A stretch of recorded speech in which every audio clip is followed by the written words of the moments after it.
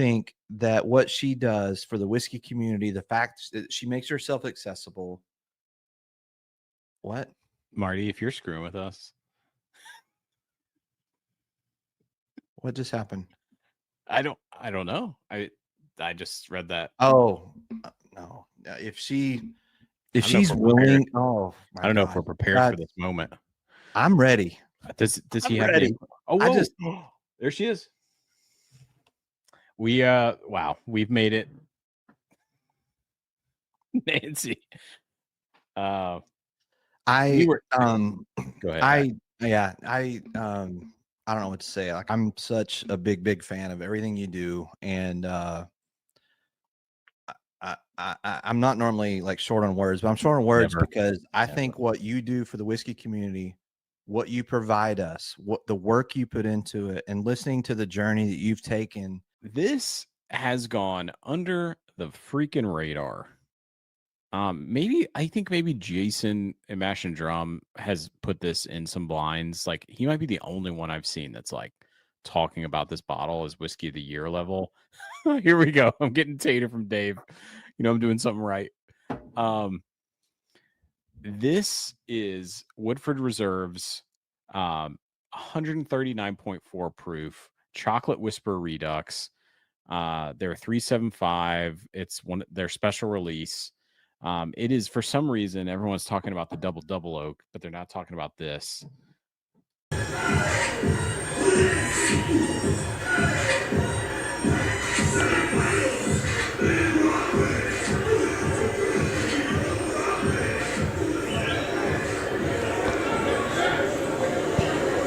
Always say whiskey should be fun. I like that because I don't mind people geeking out on whiskey. I hate it when people get pretentious about anything, whether it's wine, whiskey, or beer. Because it's all subjective. I don't care if that Jack Daniel's liqueur that Todd let me try the other night, I thought was fun. That was great. Some people are like, you can't drink whatever. It was fun. You know what? That's whiskey should be fun. So I like that you guys do that. Please tell me that I can't, that I won't, that I fail, that I'll never make it out, yeah. Please tell me all the bad, never good, fill my head full of every single doubt, yeah. Please say any negative thoughts, I pop off when I hear people say I cannot. I get off to the thought of proving everyone wrong, I won't stop to the top, so you better back off and get lost. I'ma stay loud, stay proud, never running out, never heading south. I'll be spreading out, call it word of mouth, can't put me down, I'll be getting loud, you can have it douse, not what I'm about. Let's get it, baby. Let's get it. We got to just keep that music rolling, baby. Oh, man, it gets me hype. I get hype over here, bro. And it's a Saturday and everything, man. It's a Saturday. It's a Saturday. And if you didn't know, it's Charcuterie Saturday. Oh, Charcuterie Saturday on top of that. Look at that. That's gotten bigger. Listen, man. Here's the thing about Charcuterie Saturday. After you have been surprised by Nancy, I know.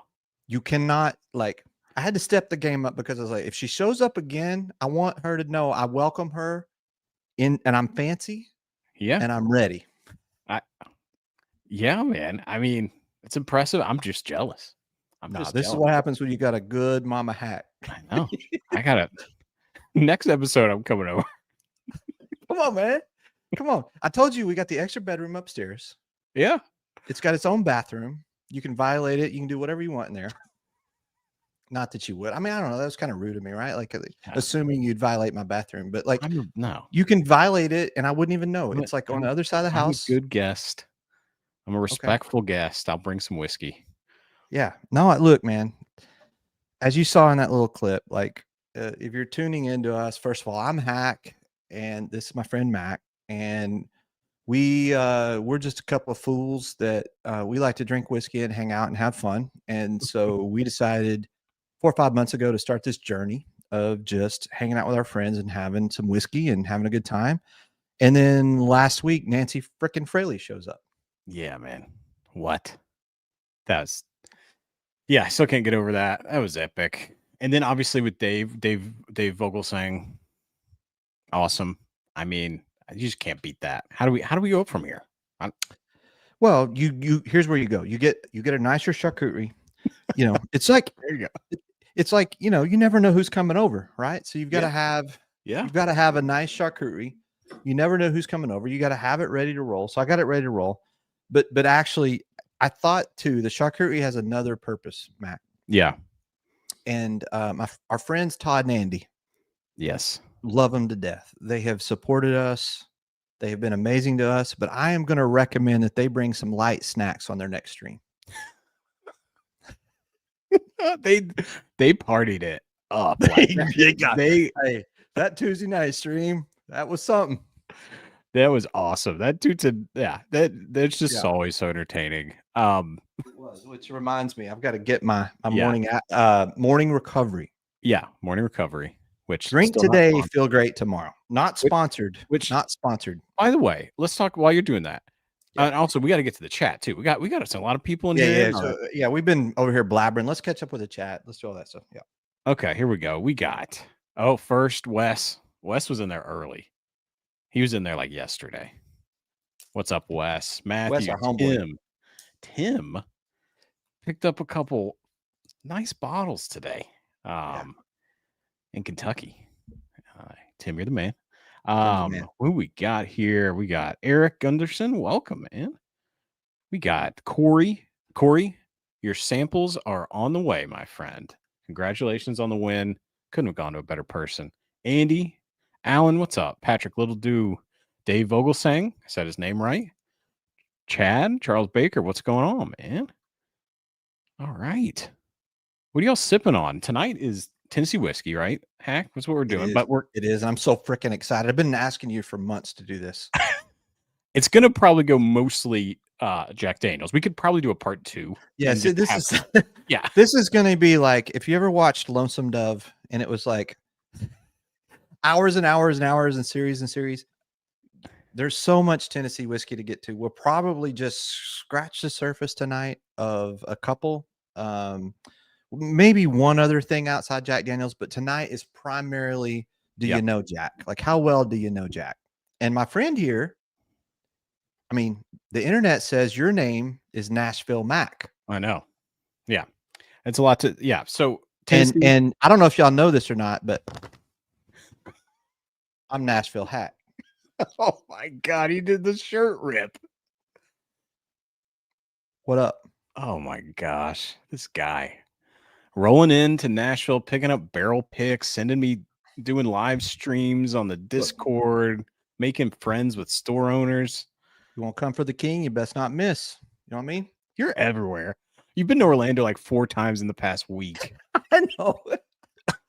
I know. And if you haven't, hey guys, so I've hunted Orlando twice. I just dropped a brand new hunt video today. If y'all would please do me a favor, check that out.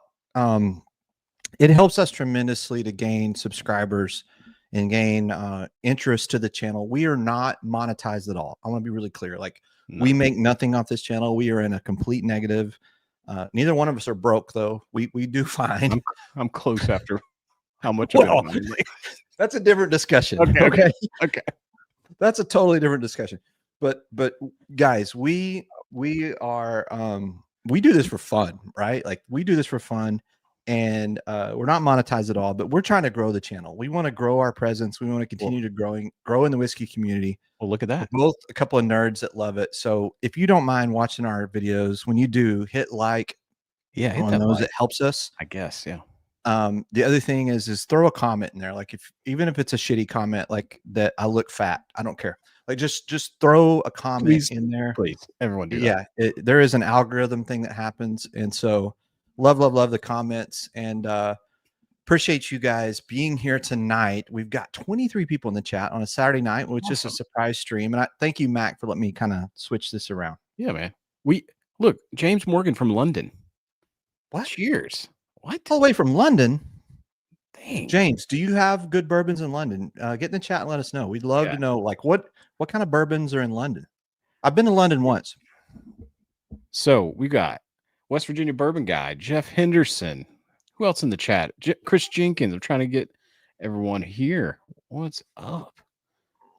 Alan. I think I already said it, but okay. This is awesome. I think we're caught up. Not enough. Hack. Yeah. So Tennessee whiskey, Hack. Tonight's going to be Jack Daniels mostly. You're going to see that we don't have all the Jack Daniels. We've got a lot, but there's a ton of Jack Daniels products out there. Yep. We're going to do a blind, right? We're going to start out though with an Old Dom, a new release, which is Tennessee whiskey. What else are we doing? That's the fresh crack, right? Yeah, that's the fresh crack. I'm behind you, but I'm sipping What are you on sipping?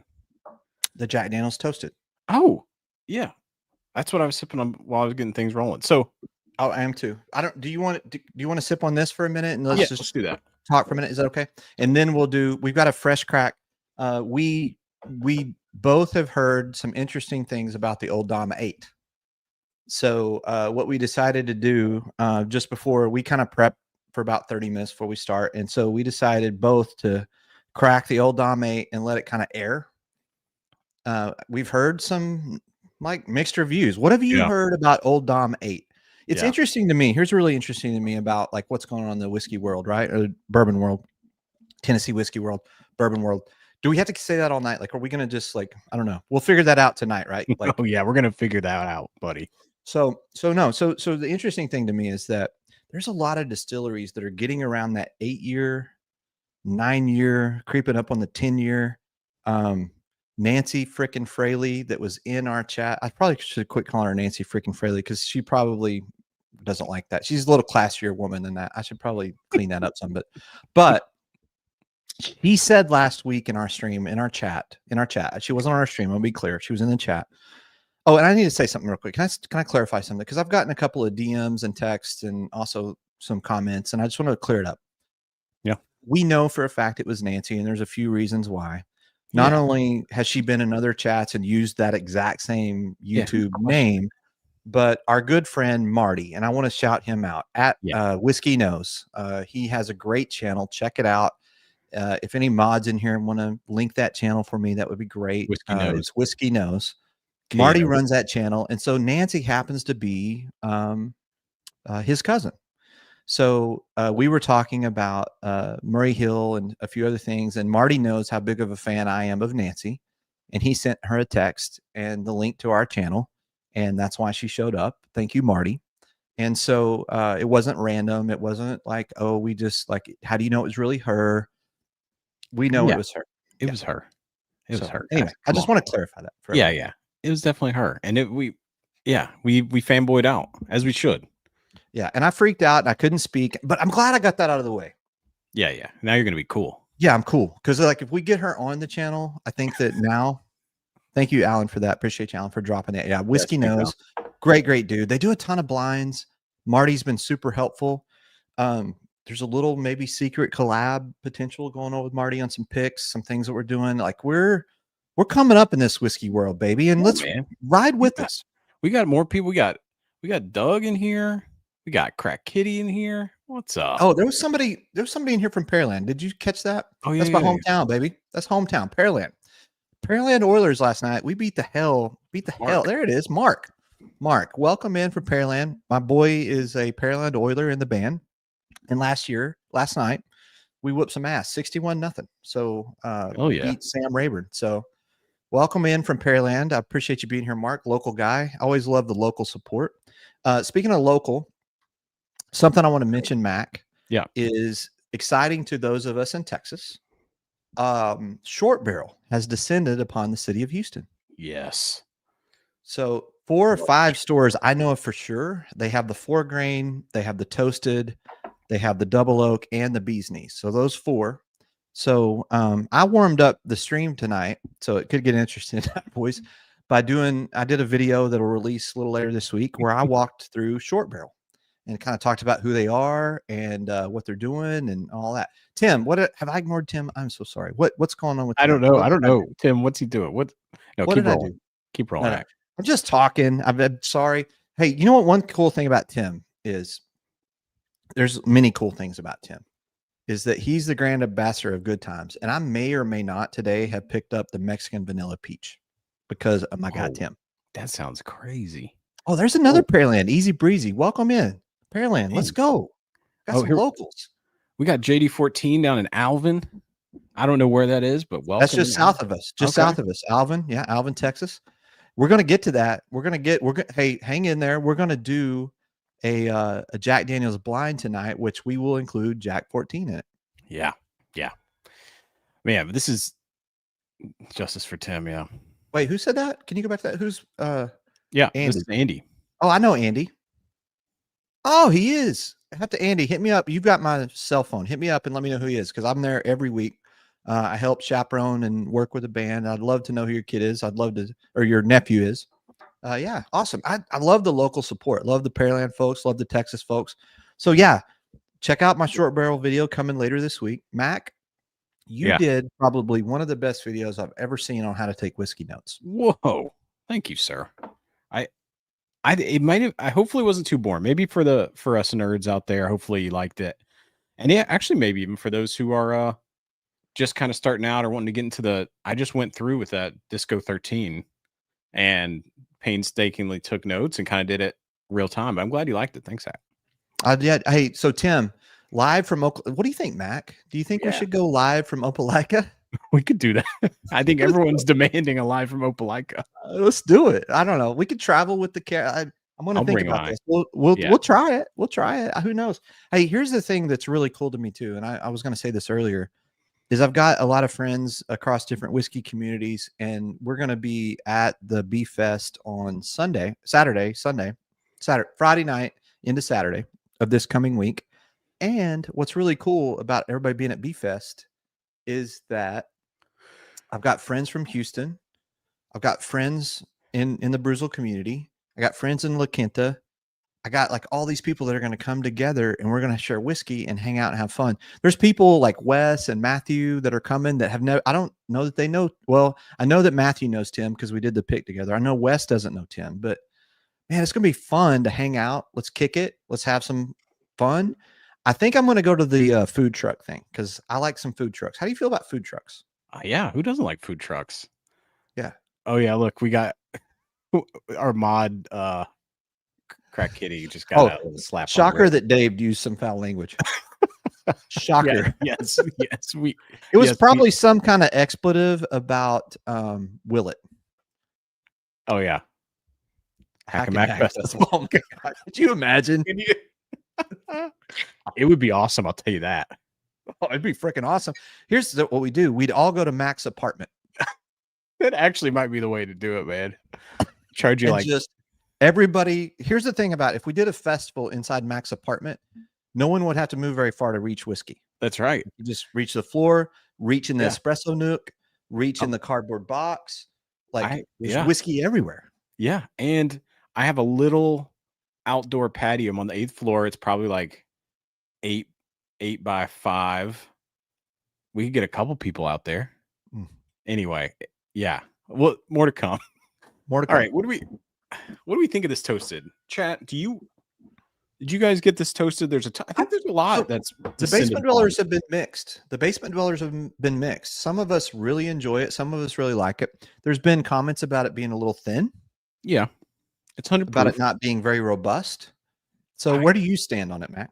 I think it is a really great offering in the Jack Daniel's like catalog because you can grab, if you want something thicker, you can go grab a barrel proof, right? Yeah. But I like the fact that you have this and it is dialed up sweetness banana pudding. Like I love it. I enjoy mine. I mean, here's the thing. They're all single barrels. So is there some variance? Yeah, I think there is. Is there a little variance? But also I would tell you because what they talked about with this is that they said they being Jack Daniel's came out and said they feel like this is going to be a shelf product. Yeah, it should. $70. Is that right? I don't think it's 70, is it? Is it a little lower than 70? Is that the intention? Because that'd be more than their barrel proofs, but I don't know. Maybe it is. I mean, my thing is that I get tons of toasted marshmallow on it, and I love that note. But I think there's a divisive thing in the whiskey community where there's some people that really like toasteds and some people that don't. But I've also heard, and I think Robert calls this out right here, is that I've heard people when they first cracked it, they didn't care for it. They let it set a while, and they came back to it, and it was great. Yeah. There it is right there, Wes. Yeah. So I've heard that too. I don't know, like chat, do you believe in the neck pour thing? Do you think that that's a thing? I'm not the chat, but I think there's something to be said about a first crack and letting some oxygen get to it. But that's neck pour. There you go. All right. Well, except especially with that Willet pot still, you got a long freaking neck to get through. Am I right, Dave? Yeah. That's why maybe that's why Willet pot still has such a long neck, because they just they It want just you never to, gets better. never gets better. Never. It's all neck, no pore. All right, I had to do that. Sorry, Dave. We got to get to this old Dom 8. I guess we don't even have to rush. By the way, we got some football on tonight too. I got some. If I keep looking over here, I see you looking. I've got Florida LSU. Anybody got any wagers going on tonight? Anything we need to be watching? Anything that you guys? Dave feels attacked. You should, Dave. We're attacking you right now. We are. We're attacking your pot still left. Oh, this is a good call by Doug, and I cannot agree any more than with this one. Is you have to let the 1924 open a month. Interesting. It is perfume in a bourbon bottle. It has 1924 has a ton of perfumey floral notes that if you kind of let that, and I will tell you this too, Doug, if you haven't done this, take the 1924, pour it, let it set, go watch some TV, get a different pour, have an old fashioned, come back 20, 25 minutes later, and then have it. It's totally different experience on that 1924. At least that's for me. That's what I got. But yeah. Interesting. I get that on that Penelope Estate stuff. Yeah, same. But so hopefully you're watching some college football. We'll keep kind of checking in if there's a game you want us to talk about. The Aggies are playing Notre Dame. I told the boys yesterday, we were in a little private chat yesterday. I said, and I'm not an Aggie. I'm a Texas Tech Red Raider. Graduated in 97. They're kicking Oregon State's ass. But I think the Aggies win tonight.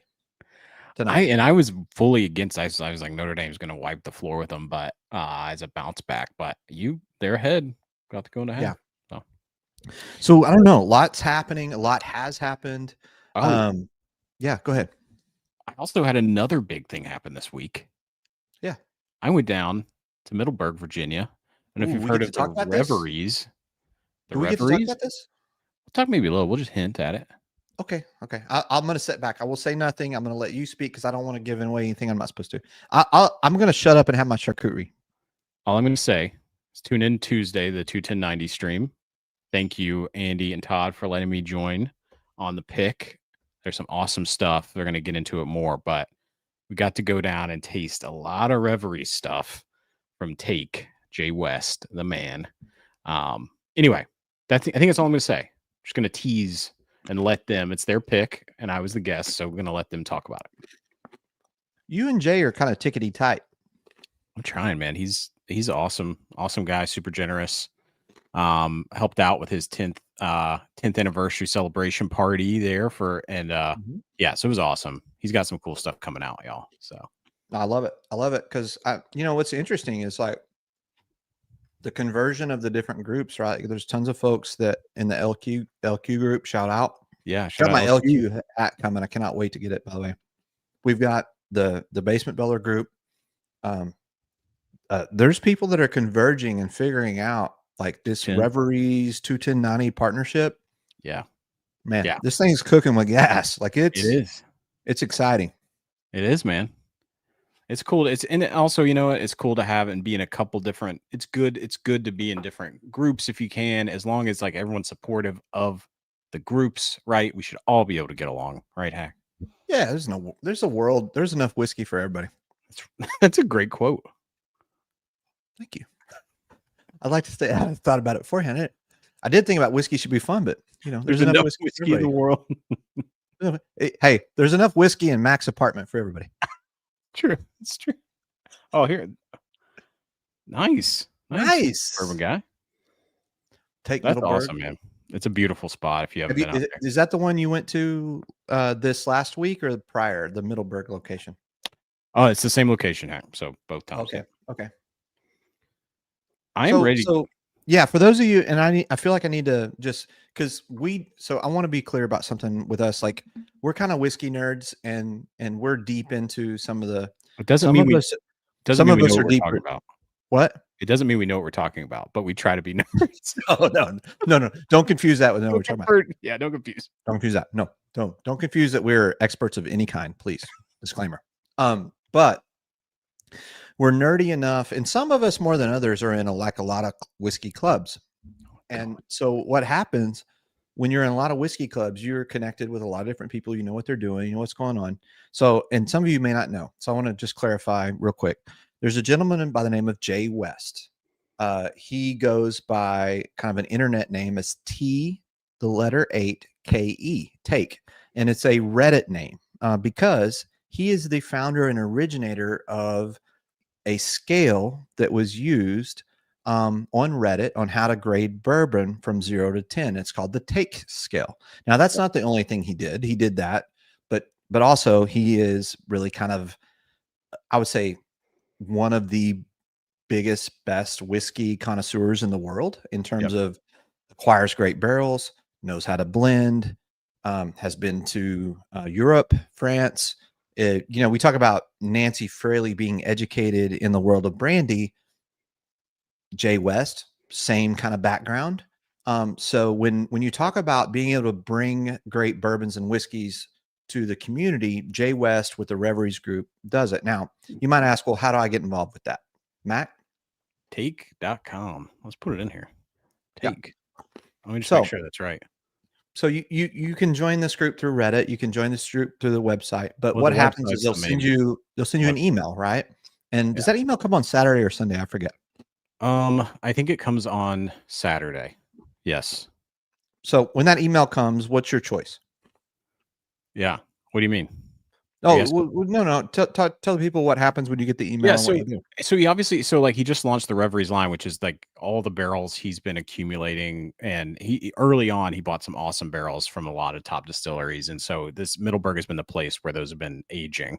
And so he has the Reveries line. He has a new line that's about to be, I think that just was announced, that I still don't know a ton about, so I don't want to speak too much to it. But then he's been doing a ton of picks. So that was like one of the main things he did, which is picks for the r/bourbon Reddit thread.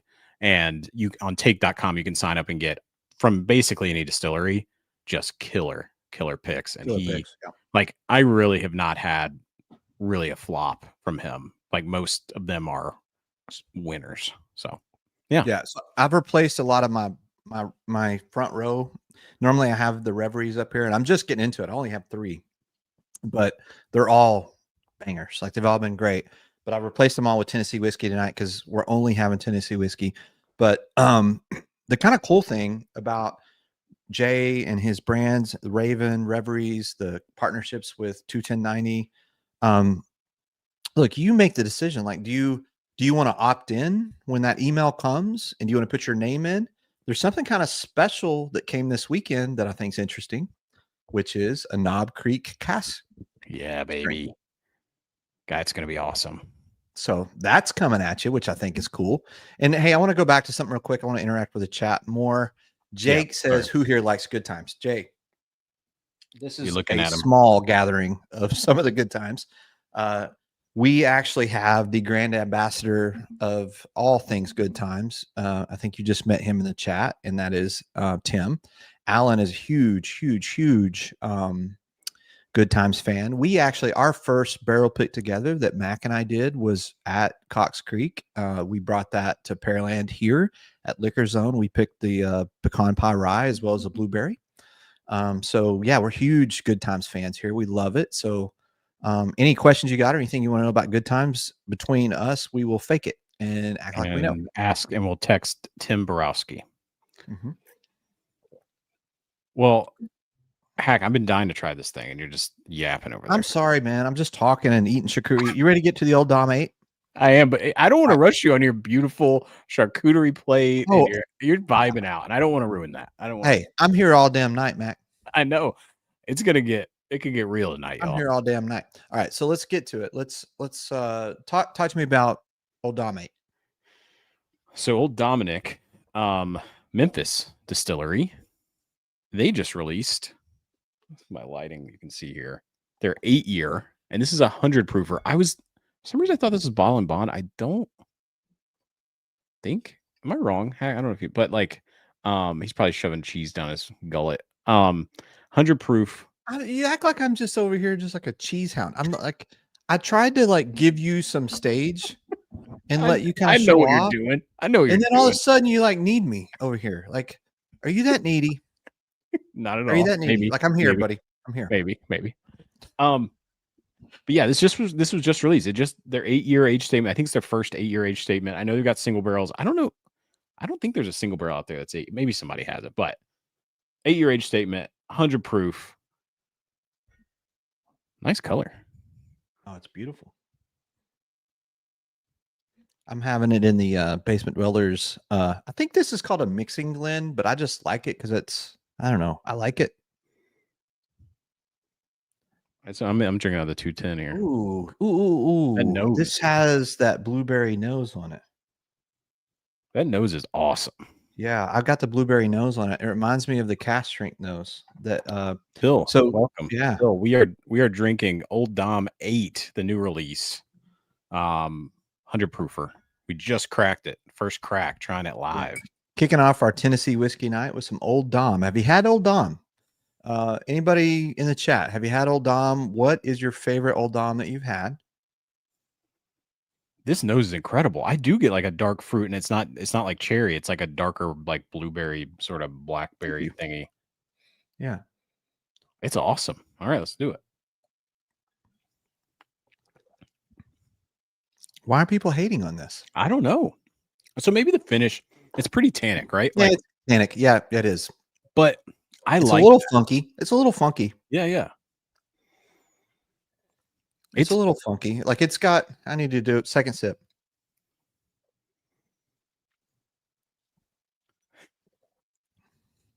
It's a little tannic, but I love the nose. I think it's a little light on the mid palate, maybe is a problem. There's a not, Yeah, I mean, you don't get a lot until it gets towards the end. Like it kind of rolls over the tongue. Yeah, so just Right? so just so you know, we've heard so before I tried this, I think we heard from multiple people. They were like, yeah, was not my favorite thing. I came into this with maybe like my expectations were kind of lower, but I really like this pour. It has like a nice level of balanced tannin with the sweetness to me. And yes, the like weakness would be that it's maybe like it's not super viscous, but at the same time it's 100 proof. So I don't know. I think it's good.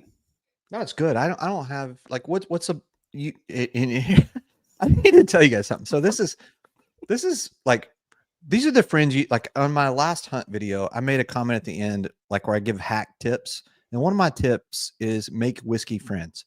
And one of my best, whiskey friend is Mac, because he gets drunk late at night and buys me bottles. So this bottle happens to come from a late night. And, hey, it's kind of like booty calls, right? Like, yeah, some people do booty calls. Mac does late night bourbon purchases. It's okay. Buds. I could be doing a lot worse. Okay. But you know what? That's what I do. No judgment. No judgment. Keep them coming. Because like at the end of the day, like what this cost us, Mac? $59.99, I think.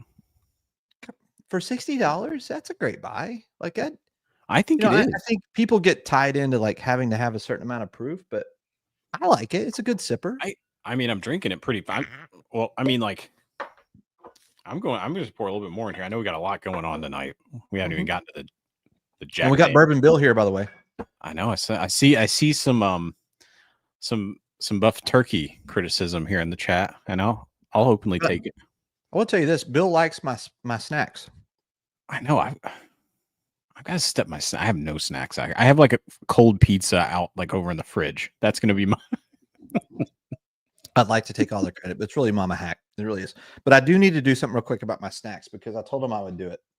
I went to this place. It's called A Cheese Affair. And here, I'm going to, hold on. Let me put it over here. Hold on. It's called A Cheese Affair. It's in Rice Village, and they do really cool cheeses. And so their marketing manager was there, and they gave me nothing for free. Just to be clear, I got nothing. I was about to say, you better be sending me some freaking cheese. No, it's on 5302 Morningside Drive, but I told them I would give them a shout out tonight, and they were going to give us a follow as well. So I'm a glutton for anyone that wants to sub to us. I'm nice to them. I'm actually nice to everybody, but you are. But A Cheese Affair, fine cheeses.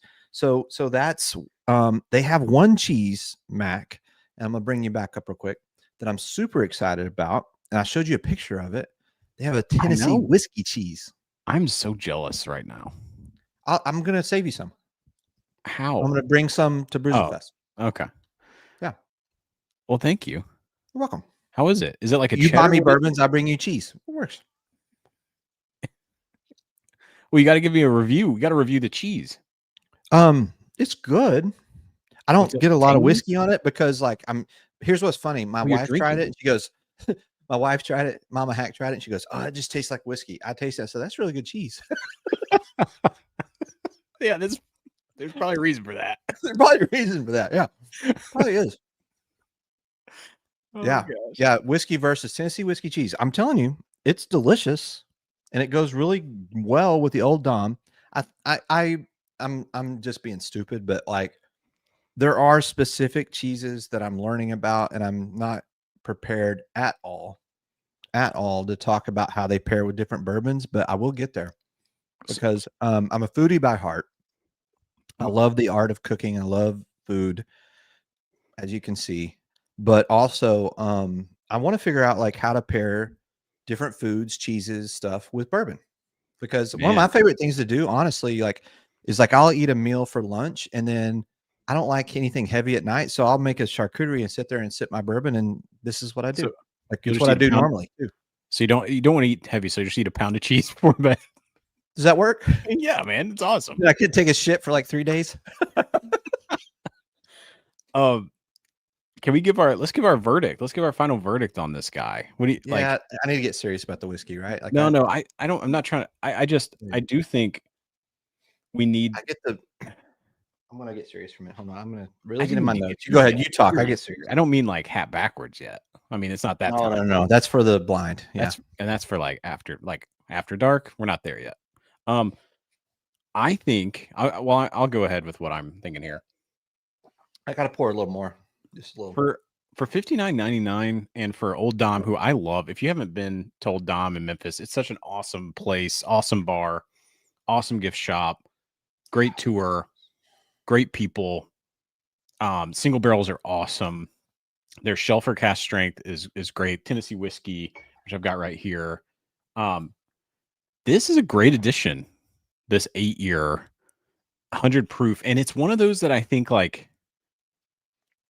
If you want something that's pretty sippable, but still got some tannic, like bold quality, and I don't mean that like I'm not reaching for water hack like that, which like some that you when I say tannin, it's got the appropriate level of tannin that I like. I think some people might find it a little oaked, but I like. Yeah, you know what's funny is like now that I've poured my second pour and I hadn't let theirs set that long, I don't get as much. Yeah.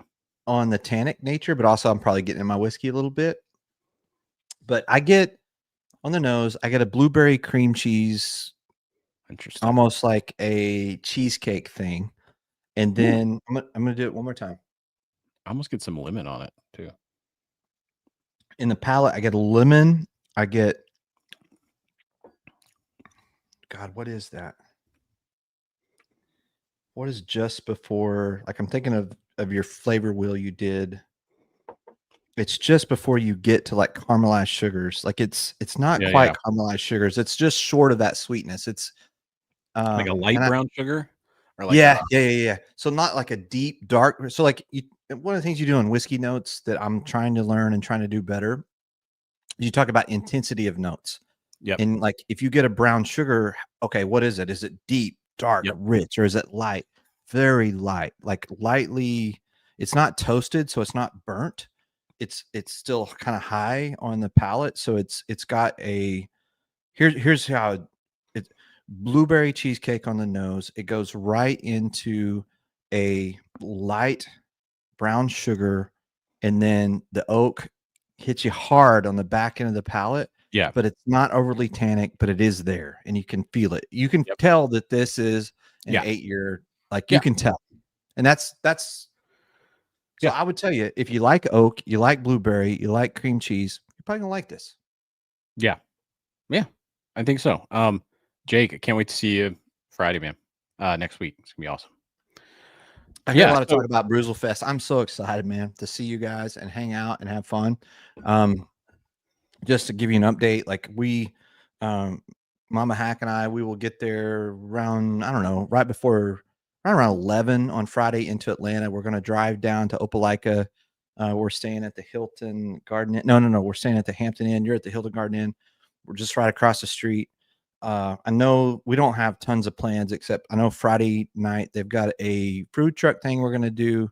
There's a couple of bottle shares we want to hit, but I want to see everybody. I want to hang out with everybody. Be awesome. If you see us, come up. Like if we don't already know you, come up, say hi. Like we just want to meet everybody, have a pour or two, and hang out. And I'm going to bring some bangers. Awesome. Me too. Me too. So it's going to be fun. And then on Saturday, I should say this, my main guy, Tim, is running the Good Times booth, and I am his sous chef. I'm his second. You're going to be cooking things? I'm cooking up good times. I love it. Have I ever not cooked up good times? Have I ever? You have never not. I might bring a stain on the pant. Oh, wow. Okay. You know, that's a good time. I know. We need to get better with this hack where we can add the like little thing that pops up, like, you know, how like Todd and Andy do, like with like the I feel videos. like I need like a dolphin thing that goes, I know. I feel like that's what I need. But no, I'll work on it. I mean, Mac. Yeah. Mac, I hear you. I'm on it. Okay. No, you're the only one keeping this thing rolling. I'm just holding on. I enjoyed this, old Dominic. I enjoyed it a lot. Right. Me too. I liked it a lot. Price, great. I love old Dom. Yeah, awesome. That's hey, I need a little notice to text my. So here's for the blind. I want to be clear. I am going to blind Jack 10, Jack 12, Jack 14, and a store pick that I got from Nashville Daily Spirits that I want to tell everybody about. Can I tell them, Mac? Is that okay? Yeah. So there is a gentleman that's in the Bruzel community that I think highly of. His name is J Rock. He knows a ton about Jack Daniels. He also lives in the Nashville, Tennessee area. And I don't know, a couple months ago, I was in the Nashville area. I travel for work all over, y'all. Like I work all over the country. So when I travel, I can do one of two things. I can either go hunt for whiskey, see what's out there, or I can hang out in my hotel room. So you tell me, like, what would you do? So what I like to do is, you know, if there's someone in that area that can kind of tell me like, hey, they got really great store picks. Like, and I want to segue into something real quick, Mac, and I know I'm going to talk too much, but all of my hunt videos, you'll notice, like, I'm not looking for BTAC. I'm not looking for like allocated. I am looking for stores that do great store picks and do not have a shelf of allocated where they're charging 3 times secondary. Yeah. I'm never going to do a store pick hunt in a store that has a whole bunch of stuff that they're charging people 3 and 4 times what it's worth, and they don't have any barrel picks. So the only way I do hunts, I'm not going to ask what you paid for that. So the only way I do hunts is that, right? And so I think my niche is in the hunt world is not anything like, I don't know, maybe it is like what other people do, but I really want to focus on cool stores. And that means I'm probably going to get less views, which I don't give a fuck about. I just want to focus on, like, if you like store picks and you're in your whiskey journey where you're kind of got the allocated stuff and you just want to find out who's doing the picks, what they're doing, that's where I'm going to go. So anyway, Nashville Daily Spirits, J Rock told me, and I'll finish up here, Mac, I promise. The pick that I have, and I sent Mac a sample of, he thinks it's better than Coy Hill. Yeah. So tonight I've got Jack 10, Jack 12, Jack 14, and Coy Hill. And these are the newest batches, right, Hack? That was one of the questions. Well, yeah. So Jack 14 is only batch 1. Yep. Jack 12 is batch 3. 3. Jack 10 is batch. I think my Jack 10 is batch 2. Oh, really? You got an early batch 10? Yeah. So it's older. Oh, it's okay. Older. So I want to be clear. Yeah, my Jack 10 is batch 2. My Jack 12 is batch 3. Jack 14 is only 1, and then the J Rock pick, or it's not really his pick. He just told me go buy it. Yeah. So those are the 4 I'm trying, which you didn't have all those 4. Well, so I want you to clarify for the people too. I have all of them, but the 10. So Hack and I are tasting the same thing with Jack 14, Jack 12 batch 3, the Nashville Daily Spirits single barrel proof, and then the outlier is that I have Jack 12 batch 1, and Hack has Jack 10 batch 3. Okay, so Yeah, Bourbon Bill, I have batch 3. Yeah. So, But do I this need should to be text good. Mama Hack this time? So for me, what I did to try to be authentic, because she's here, is I have her setting up my blanket because I don't want anybody to say, "Oh, you faking man." So I had her set it up. Mac has a lazy Susan where he spins his shit. Yep. So that's how we're gonna do the blind. Do I need to text her and tell her it's time, Mac? Yeah, I mean, unless you just want to sit there and Okay. eat cheese, Yeah. I'm gonna text her right now. Hold on. which I'm actually perfectly. That actually might be better. You're so jealous of my cheese. I Quit am. being- I'm freaking jealous. This Tennessee whiskey cheese, by the way. Ah, This is why I'm Nashville Hack. Because I have just Tennessee digging whiskey. it. He's just digging that knife in. I think you've been to Nashville more than me this year, and I'm from there. My parents love live Nashville. there. We're doing a Tennessee trip. We are. We're trying to plan a Hack and Mac gathering in Nashville, and I think we have kind of a date. So We do. anyway, We do. I'm very jealous of the cheese, y'all. Just everyone chill out. I'm texting Mama Hack real quick. Okay. All right. So And she was willing to actually bring it in. So you're going to see my beautiful wife. Y'all be nice. Don't say anything mean. why, if no one would ever say anything mean about She's Mama Hack, awesome. or they She's will incredible. get it. I'm excited about this blind. I think Mhm. Jack 14, I feel like it's still Look at everyone this. saying like whiskey of the year. Like I feel like nothing's really beat it yet. For most people. Right. So I loved, so I have not, well, I've had a sample, but I was lucky to, this is first crack of this bottle. It's Jack 14. It has been opening up a little bit. So Okay. Jack 12 batch 3 I loved. I already killed a bottle of that. I think it is killer. And I tried to sample the Jack 14 earlier from you, Hack, thank you, against batch 3 12, and it was different, but like not so much different as hard as is and to find this 14. And yeah, some of these Jack Daniel's single barrel proofs are killer. You may notice that there are no Coy Hills in this lineup as an actual Coy Hill release. I'm gonna go ahead and say this before you start and the chat starts. I do not have a Coy Hill, and it makes me sad, but Thank you, babe. it is what it is. But I have there she is. All right. That's what's called incredible wife. Okay. Yes, she is. All right. And I may or may not. I do. Because I have really cool people in the Houston Basement Dwellers. Yeah. I have 2 Coy Hill samples tonight. I'm just So later tonight, when things get a little wild, we do need more Mama Hack. We really do, Wes. When things get a little crazy tonight, I'll do Coy Hill and watch Matt cry. Yeah. I have I don't have any official Coy Hills. I have what's he saying?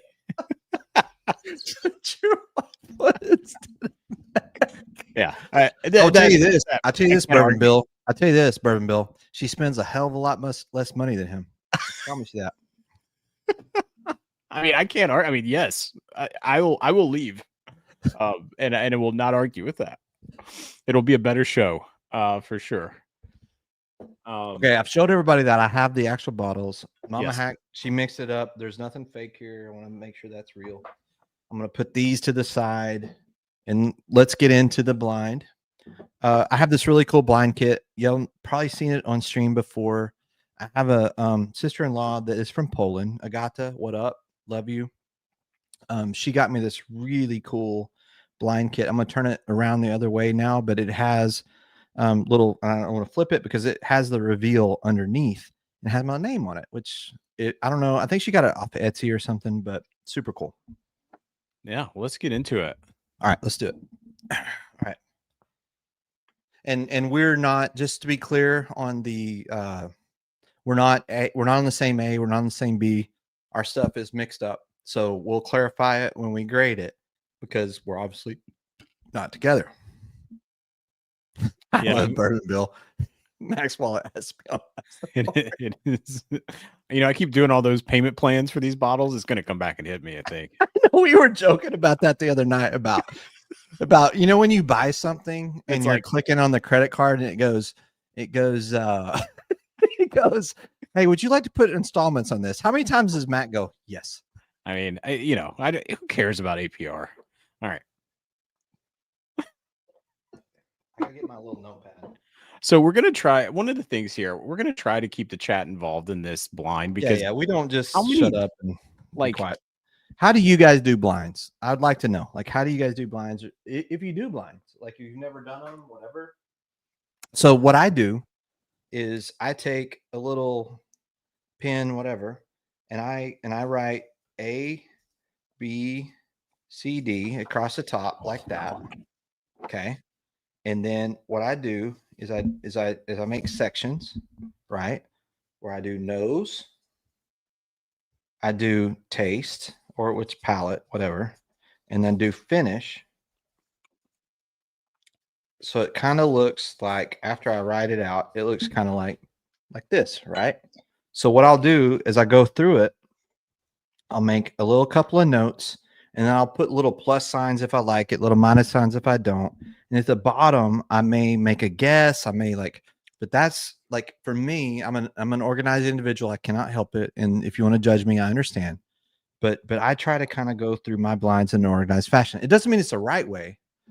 There's a lot of people that will tell you straight up. They're like, hey, I just smell it. If I like it, yeah, that's fine. That's fine. That's fine. That's all. That's all you have to do. Oh man, this is one of those blinds that I'm just nothing. There's no wrong answer here. Like I've already. And by the way, so while Hack's saying that, I typically kind of just do like a quick rip through them, and kind of do my very initial thoughts. I don't drink water between the first 4. Like I try to find the differences. I'll have some water, and then I'll kind of go back up through, and then I'll kind of start to dig in after I find like a last place. I don't think there's any wrong way to do it. No. There's no wrong way. I like to nose them all. So I'll nose. I won't taste anything. I like to nose every expression first, and that's just what I like to do. It doesn't mean it's right.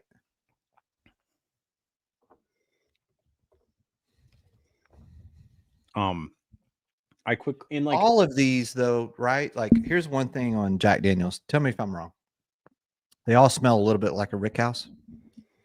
They definitely have I mean, yeah, like a, when you say rick house, I think of like dusty, like the wood grain, like a sweetness, like a, yeah, for sure.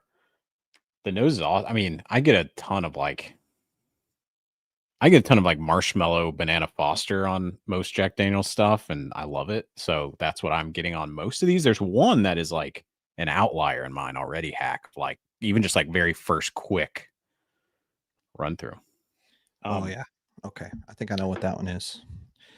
So here's one thing I'll tell you too, and it's just, I like to do like I said, I like to break down and do things for people that are just starting. And I know we have a lot of people in the chat that like, oh, I've been drinking whiskey forever, which is cool. Awesome. But there are people here that might not have ever even done a blind. So one thing that's important when you're nosing, is a swirl, right? So you're swirling it. And the reason you're swirling it is because it's basically exactly what you think is it mixes those aromas up so that when you smell, they're pushing them up through. And so you're kind of getting like the nose on it a little better, right, Matt? Well, yeah. And some people actually would say you should not stick your nose in right after you do that because you're just going to get ethanol. I say, screw that.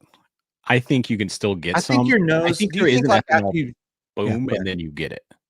There's like. Do you think after a while, when you've been drinking whiskey a while, that the ethanol smell is not as much as like when you started? Like, do you remember years back when you first started, and it was like, oh, everything smelled like ethanol? Like, I don't hardly ever get an ethanol smell unless it's super strong ethanol. Yeah. No, I think the more you do these, and the more you're drinking high proof whiskey and all you're drinking is whiskey neat, yes, the ethanol goes away. But like my friends who may not be as into whiskey, yes, they're not. It's a different animal.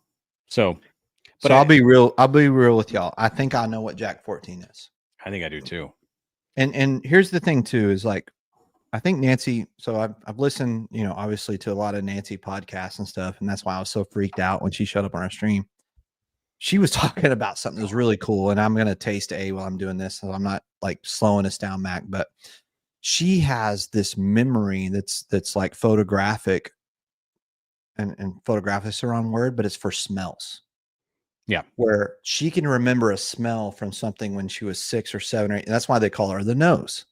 Mm-hmm. So I think that one of the things that's really incredible, like, is if you have a really good ability to taste something, nose it, and you can remember, that helps you a ton when you're trying to blind. Yeah. One thing we didn't talk about is the bourbon we're drinking. Are you ready to talk about that already? You gonna like? No, I mean, we don't. I mean, like, I don't think it's really much. Oh, that's good. That's good. I really like A. I think maybe the one thing we should talk about is the Lincoln County process. So charcoal filter. You want to talk about that Yeah. while we're tasting? Go ahead. Yeah, and maybe while You already made your decision. You've already. No, I think I have a good idea, but I want to talk a little bit about. You know me, I'm kind of nerd out. So you talk, and I'm gonna. Yeah, you do. Yeah. So the Lincoln County process is charcoal filtering sugar maple charcoal. So like if you go to Jack Daniel's or Cascade Hollow, Dickel, or like you will see a lot of wood out there because they burn wood down not for barrels, just for barrels, but for to make charcoal. And they make the charcoal, and it's not sort of what you're thinking of like briquettes. It's like very small chips for the most part. I think Dickel puts like 14 feet. It goes through like 14 feet of filtration. So, and then I think Jack Daniel's says is like 10 feet. So obviously you know that is the Lincoln County process. It is other than that, it is the same regulatory pieces of bourbon, and which is why I say it's bourbon. It is. It goes through charcoal filtering. You can have opinions about that. Everyone does. But that's a piece of this. Sugar maple charcoal filtered. Also, one thing, Old Dom, if you go to Old Dom and you look, they have a Tennessee whiskey. Their charcoal filtration is literally this big. And they run the white dog through that. So I think that's really fascinating, where there's not really a definition of the Lincoln County process to how much charcoal we're pushing this through. It's the same way in Nelson's Greenbrier. They've got a little thing. But then if you go to Cascade Hollow, it's like this huge freaking 14-foot vat of charcoal. So that was probably more than anyone wanted to know. But that's the Lincoln County process. What say you, Hack? So I think one of the interesting things in my very brief research, Jack Daniel's, they're a marketing company. I work in commercial business where I will run sales, marketing, customer service, product development, and design. Like I have all of those things in what I manage. And if they don't all work in perfect sync together, you're not moving your revenue forward the way you want to. And if you think about Jack Daniel's, right? Like they've recently had a revenue report that was down like 45% or something. However, if you would talk to the whiskey nerds, and I'm going to get to the answer, I promise. I'm talking around it, but I'm going to get to the answer, I promise. If you talk to the whiskey nerds, Jack Daniel's is killing it. Yeah. Would you disagree? Killing it? Like Jack 14, people yeah, love it. They are Jack 12 batches, they love it. The best They love Jack Toasted, the Heritage, like they love what Jack Daniel's, like Jack Daniel's fans love what Jack Daniel's is doing. However, what's the core business? It's old number 7. Yeah. And if you can't sell it into Canada anymore, it's kind of tough because that's a chunk. But there's other things that are happening within the whiskey world. But so if we just would kind of cut that part out, right? So what, and this is the answer to your question, is Jack Daniel's says, all right, unlike all these other whiskey brands, shortly after the Civil War, there was a shortage on wood. And everybody else stopped doing charcoal filtering. But we, Jack Daniels, said it was so important to us that we were going to continue to filter through charcoal, and we kept buying the wood even when it was rare, even when it was expensive. And that's their claim to fame. You go to their website, that's exactly what it says. Yeah. Now, do you buy it or do you say it's marketing? Now, do you care? Most of us that love whiskey, we don't really give a shit. We just want it to taste good, right? So I think from a marketing tree, they're barking up the wrong bite. They're barking up the wrong tree. I think Jack Daniels should really latch on to the fact that they're making really great whiskey. But does that mean there's going to be more demand for Jack 14, Jack 12? They've already got more than they can handle because basically you can't find it anywhere. But they've kept their prices much more reasonable than Russell's Reserve, Wild Turkey, right? So at the end of the day, where do you set? Where do you land? And what I believe is that Jack Daniels has held on to time-honored traditions to try to sell them in a place where it doesn't really matter. People don't care if they have charcoal mellow filtering. Most of the people do not care, Mac. They just want it to taste great. And I don't know if that answers your question, but that's where I'm at.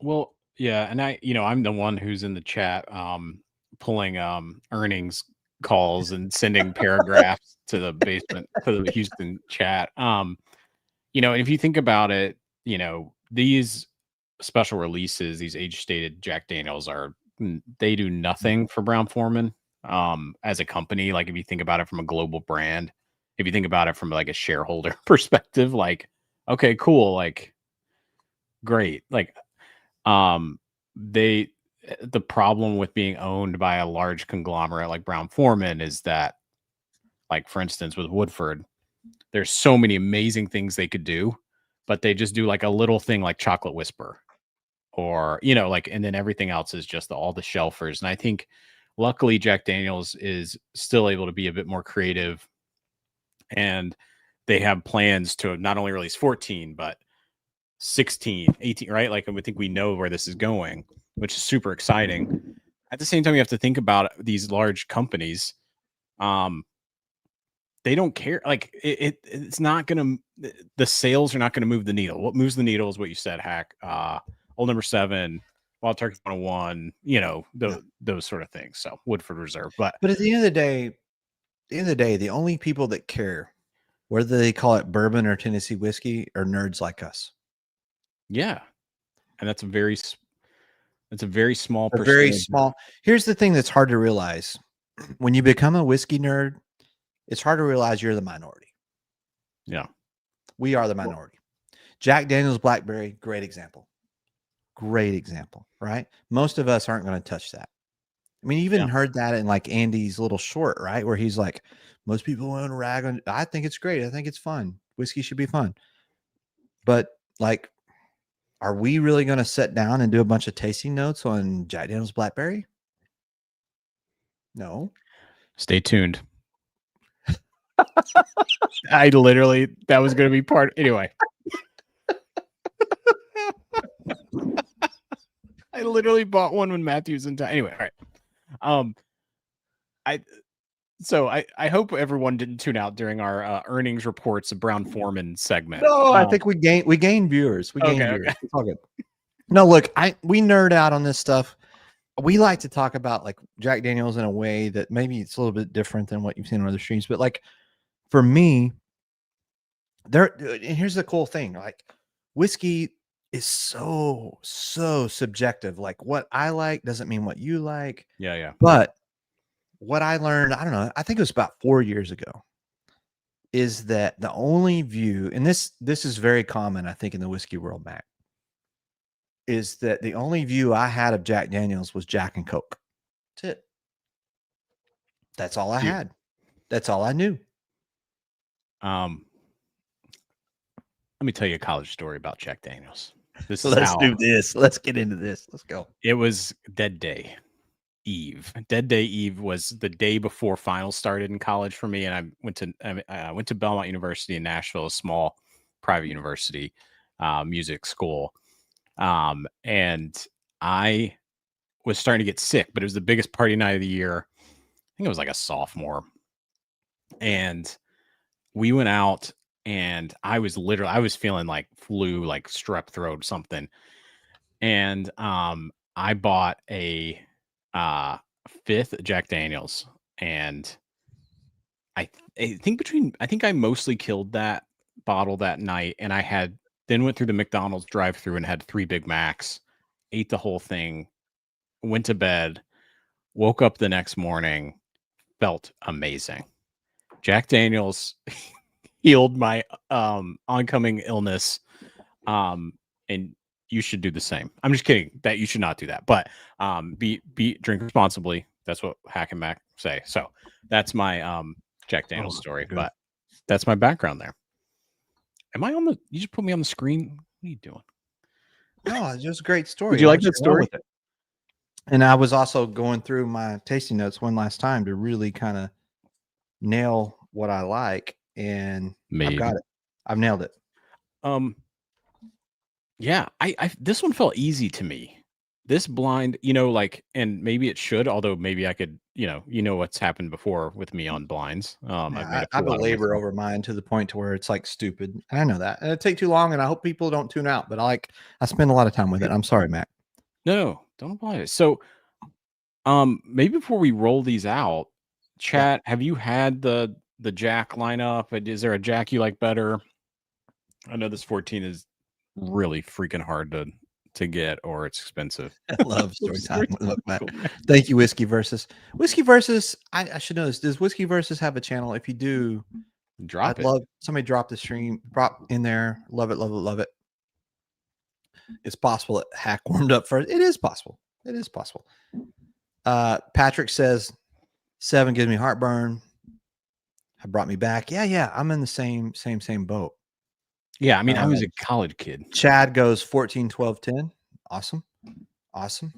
I will tell you, before we grade our blind, I am a 12 store pick, 14, 10 guy. That's where I'm at. Like Jack 12 batch 3.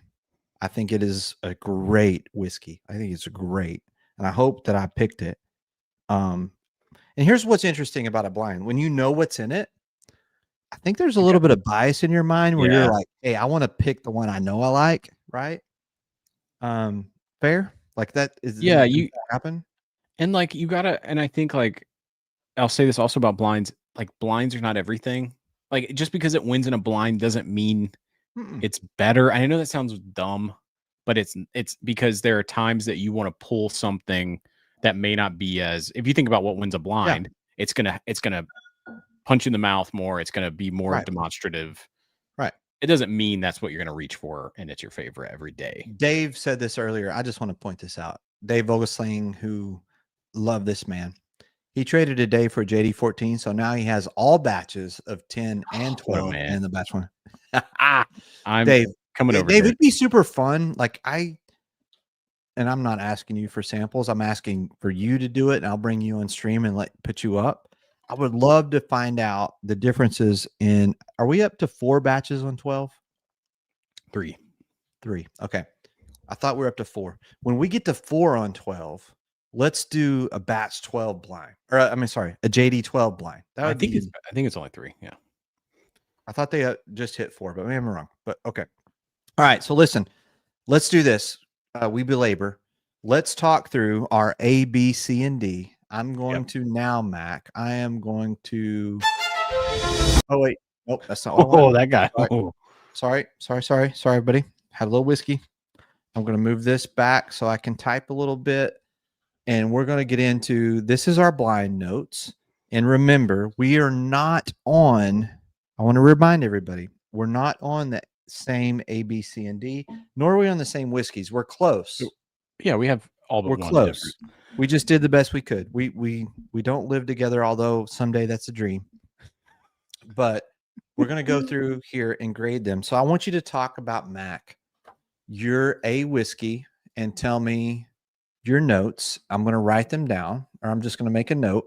And then do you want to make a guess on what you think it is? Yeah. Okay. All right. I'm going to move this back here right now. So my A whiskey, which I'll do right now, really great. Sort of almost had like a This one almost had like a nutty nose too. I was like, whoa, is this like some cask beam? Which was weird. It had that banana though in it too, which is like immediate from the nose. I thought, is this a single barrel proof? So I thought this is the Daily Spirits one, but you shouldn't do that in blinds. You should try just to try them. And then I thought it was super sweet, and it was like really, I really loved it. But it wasn't super complex as I got down the line. So that's my answer for A. But what's your 1, 2, 3, 4? So I put that at 3. Okay, and your guess is The store pick, right? Yeah. Okay. Yep. All right. B. So B has a wonderfully like marshmallow complex oak. And some real, like the oak is there. It is tannic, but it is like sweet oak. It's not drying. I really love this one. I gave it a 2. I gave it second place here.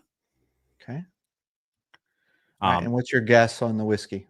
I think that is Jack Daniel's 12. And I think it's batch 1.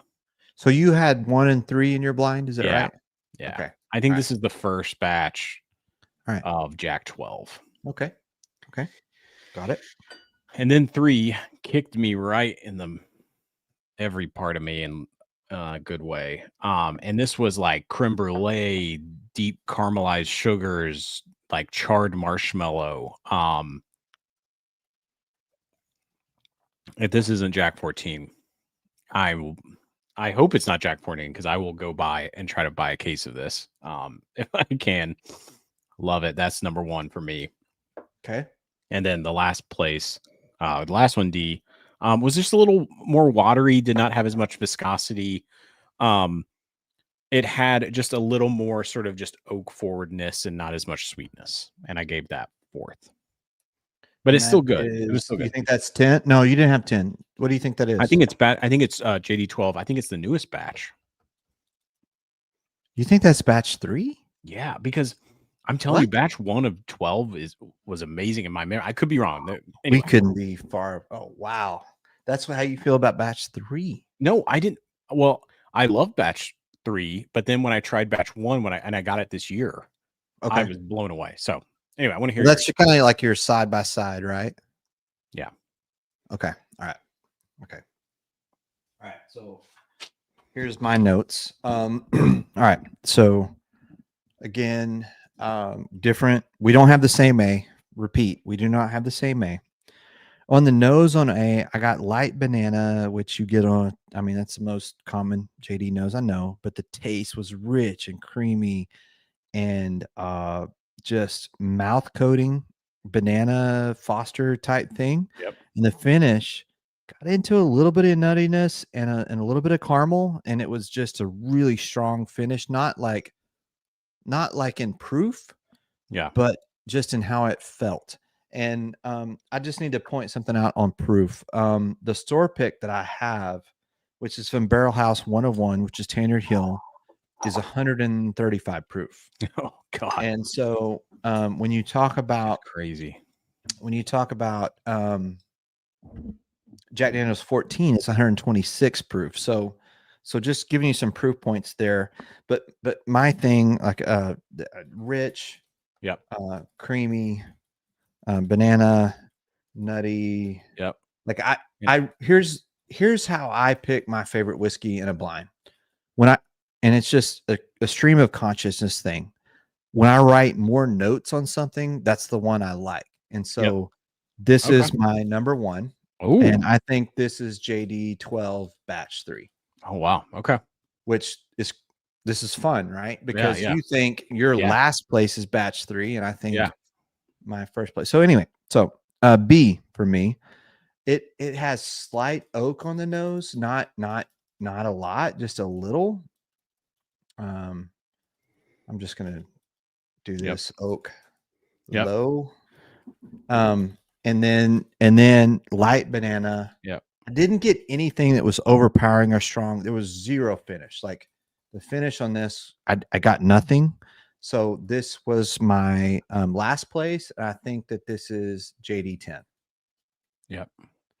That's what I think. And then C, the nose was just okay. Just okay. Same banana nose you get on everything, but the palate was amazing. It was sweet. It was nutty. It reminded me of that Knob Creek. It had caramel.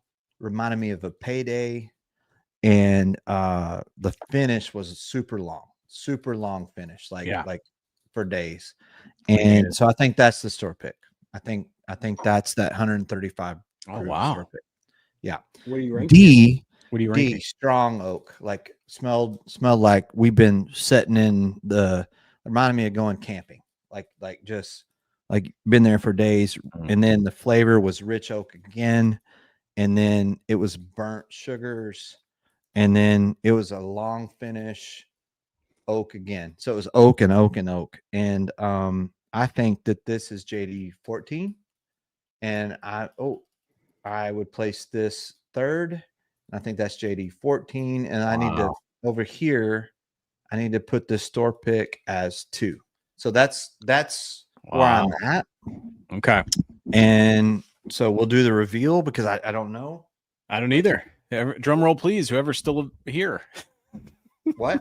I said drum roll, please, for whoever's still in the chat. We still have 20 viewers. We're good. Okay. So I love it.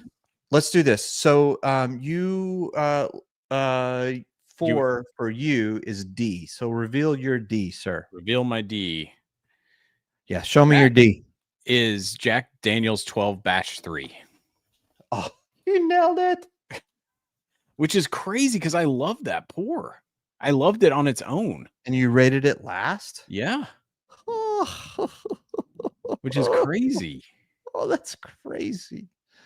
All right, so next up is A. That's the Daily Spirits. That's the store pick. Nailed it again. So you've nailed your 2 for 2. All right, and then 2 B. That's JD 12 Batch 1.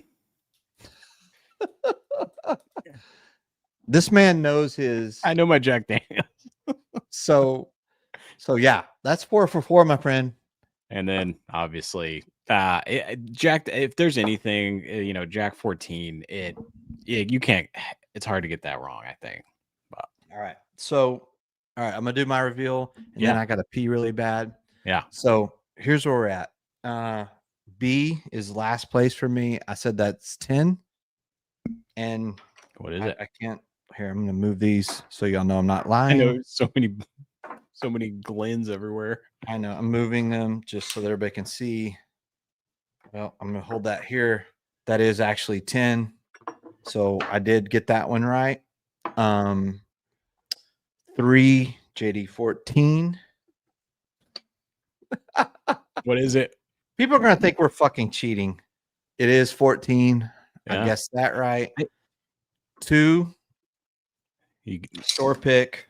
It is actually the store pick. Yeah. And then 1 is the 12-year. Yeah. So that is wow. So here's what's crazy is like, here, hold on. Let me do this right quick. Yeah. That's the results. I promise we didn't cheat. Yeah, and if you look, I've got that's how I do it, and I have a little Lazy Susan, but I promise we didn't cheat. I mean, and this one wasn't so hard. I mean, if you think about it, and Pat said this earlier in the chat of like, from a proof perspective, with the Jack 12s and 10s, and even with the barrel proofs, there is a difference. And if you drink enough Jack, you'll get them. But the cool thing is, Hack, like I think we have a different palate, like profile of what we like in Jack Daniels. Yeah, I think so. That's fair. But no, hey, that's fair. And I think the interesting, like, I gotta pee. Can you cover me for like a minute? Yeah. I'll keep rolling. Okay, roll. I'll be right back. Hack decided to shoot another video before our Saturday night stream, so he's going off there. But I mean, I don't know. Do you guys agree that like from a blind perspective, sometimes it's cool, it's fun, it can help you kind of learn things or like what you like. But I think like trying things next to each other isn't always the best idea because proof's gonna win out or whatever. And yeah, I agree. Like Pat, like we try to keep proof in the equation. We haven't even got to Rise yet, which we're about to get to.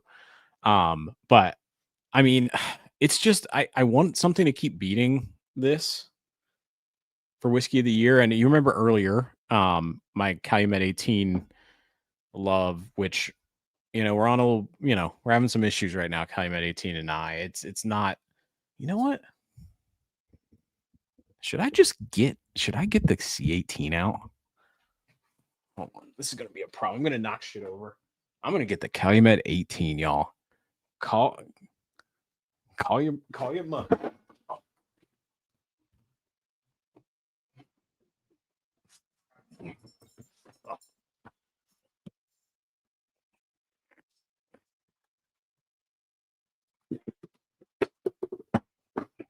All right, we're doing it. I leave for like 2 minutes and then you get out the vampire. But like this, what does this have to do with Tennessee whiskey?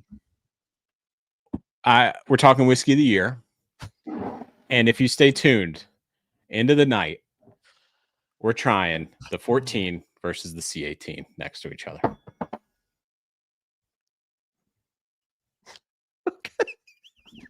Okay. Look, here's the thing. I promise none of this blind was set up. It wasn't like faked or anything. But here's the thing that's crazy to me. I don't think even 2 years ago, like I could have done what I just did. It was very impressive, man.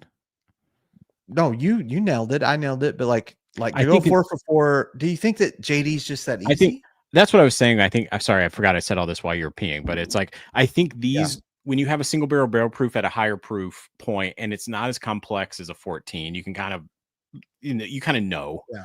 And then I think the 12 and the 13 and the 12 and the 14 are pretty different. So, yeah. So it's not that impressive at all. I don't think it is. I mean, I think it, probably not. But you should, but no, we should be proud. We got them. And I wish this channel was sponsored by Calumet one day. All right, so Tennessee whiskey, what are your favorites? What would you like to try? Do you think that Jack 14 is whiskey of the year? Yeah. Well, there's Raven batch 1. And that's why, and then Calumet 18, which I used to, So how do we do this though? Look, I'm new to this whole whiskey of the year thing. Because I don't pay that much attention to it. Beacon is up there too. Oh no, we're gonna do this. Wait, this is about to get out of hand because I'm about to pull out Beacon and Calumet 18. None of those have anything to do with Jack. We got to do what the people want, Hack. But we should stick to a little bit more Tennessee whiskey, and then at the end. No. Look, the people want Coy Hill. God damn it. We didn't even get to the Rise, so I think that's one. Let's talk about the rest of the night here because I know I'm finishing these off because I like them all. I mostly finished mine off. You must have had some heavy freaking pours. That's Mama Hack. She says, "Oh yeah, she won't get lucky tonight." So one of the things that we didn't get to, which I think Hack, I know you've got the Coy Hills, which I want you to get into. I have a Coy Hill rye, which is cool. The single barrel proof ryes I want to get into. We also have from Jack Daniel's, their twice barreled rye, which is awesome. Okay. I also have a 138 proof Jack Daniel's single barrel proof from Warehouse 1. Oh, nice. And then I bought another one from Jesus back. So anyway, there's a tons of places we can go here, but Hack, I will, before the stream is over, put Beacon, Calumet 18, and Jack 14 next to each other. I'm just trying to think of something right now. Like You have second place batch 1. I'm just trying to understand how JD batch 3, you have it last and I have it first. There's a And clear we have a difference. wide disparity there, right? But if you could, do you have a batch 1 of Jack 12? I don't. Because I think something happened, which batch 12 is great this year, but there is a difference. And if you think about it, batch, the first release of Jack 12, it was their like best barrels. Say that one more time because I was really focusing on that whiskey. So you think that like the best barrels were used up in well, one and they didn't have them left? I mean, no, I just think like on the first release of anything, it's typically going to be the best, right? So I think that may have what best, or they just. Right. So you don't think it's ever going to get better than batch 1 of 14? I think batch 1 of 16. It's gonna be right. Like, you get what I'm saying? That's a politician answer. That's 100% politician answer. So basically what you're saying is that batch 1's as good as it gets, it never gets better. I mean, I think that's how it is in like a lot of. I think there's people that would say batch 3 is better than batch 1. Well, if you think about Russell 13, a lot of people think batch 3. Yeah, but batch 1, I think, is also one of the great. So it's not a perfect comparison, but I think, if you think about the master distiller going through Rick House's holding barrels, these are the most special barrels. We've got a 12-year age statement. Okay, great. These are going to be the best ones. And then you have now I like your second batch. It's gonna be, anyway. It's not I like your argument. Now I like your argument because he's going, the first time we've ever done it, we got to come out with a splash. We got to kill it. Now I like your argument. Okay. Well, I'm glad you like it. Not that it matters. So what are we doing now? What are you going to do? So I think we need to get into talk about Jack Daniel's single barrel proof rye. Which we're going rye. Well, why don't you do Coy Hill, and I'm going to pull this 138 proof single barrel proof before we go. Okay. Man, that's good. My God, that's good. Yeah, I think Jack Daniel's batch 3 is the best Jack I've ever had, which is maybe we're not gonna. Well, I'm gonna have to get you batch 1 sample. No, but we still have this. So let's talk about the store pick for a minute. Can we talk about that for a minute? Yeah, that was a great pick, by the way. It's kind of unfair to put. So let's talk about the store pick for a minute. We both said this, right, on our ranking. I'm gonna throw it up here real quick. We both kind of said on that store pick that it has a nuttiness. Do you get a nuttiness on a lot of the Jack Daniels, or is that like what do you think? So I just poured this one, my 138 proof. Yeah. And I do get, sometimes I think I do get a nuttiness that I don't get on like the age stated ones. Okay. But yeah, are you spreading a spread? Would you like to know what this is? I would love to know. This is a fig jam. Oh, fig jam's awesome. Fig jam, and I've got a little peppered Gouda, which will layer right here. Fig jam, peppered Gouda in here, and you trying to run things. So here's what we got, guys. This is fancy hack. Should I put the pinky up? Yeah. Okay. Yes, you should. So light cracker, little fig jam, little peppered. This is actually I'll screw this up so bad, and then I'll never get sponsored. I'm trying to get sponsored by a cheese affair because I think. Look, let me put it right here. Put it on my chest. Cheese affair. They make great cheeses. And man, that's good. Yeah, it's got a little pepper in it. It's got a little spice in it. Yeah, very good. So that has been your review of the pepper jam. Sorry, what was it? The fig jam? Fig jam. And you approve? I think fig jam and cheese. Yeah, is great. It's probably like my cigar to my whiskey. Like I would rather have a fig jam than a cigar. That's just me. Patrick actually called it really well. Throw some prosciutto. I should have. Yeah, there's no meat on the board this week. There's no meat on the board.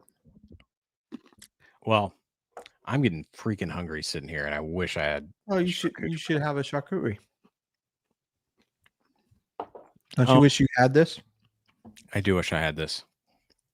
And just so everyone knows, Hack did a whole video before this stream.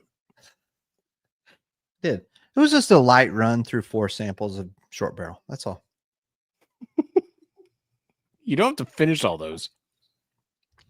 No, well, you don't pour a whiskey not to finish it, do you? I do at the end of the night. Do you have this? Okay, what are we getting into here? What is that? Talk to me, Goose. This is a little baby, little single barrel rye. Okay, what we got going on here? And I might start going into the ryes here, Hack, because I do not have a Coy Hill like you do.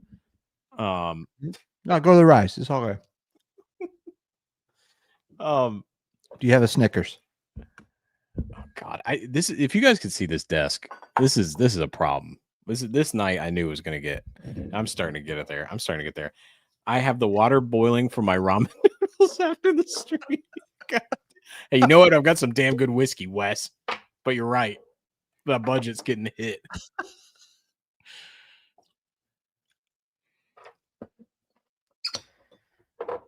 Oh, Henry. Hey, Henry. What's up, Oh, I Henry? remember Henry coming over.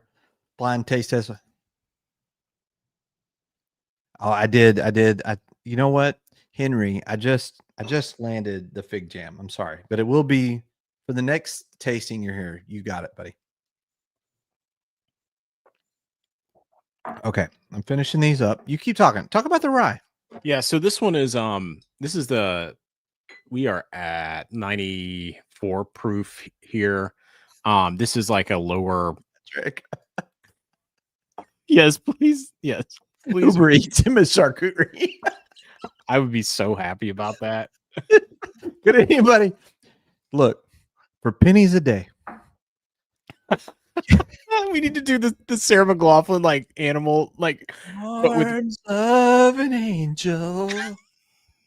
You've got this like cornucopia of cheese and fruit and crackers and freaking fig jam.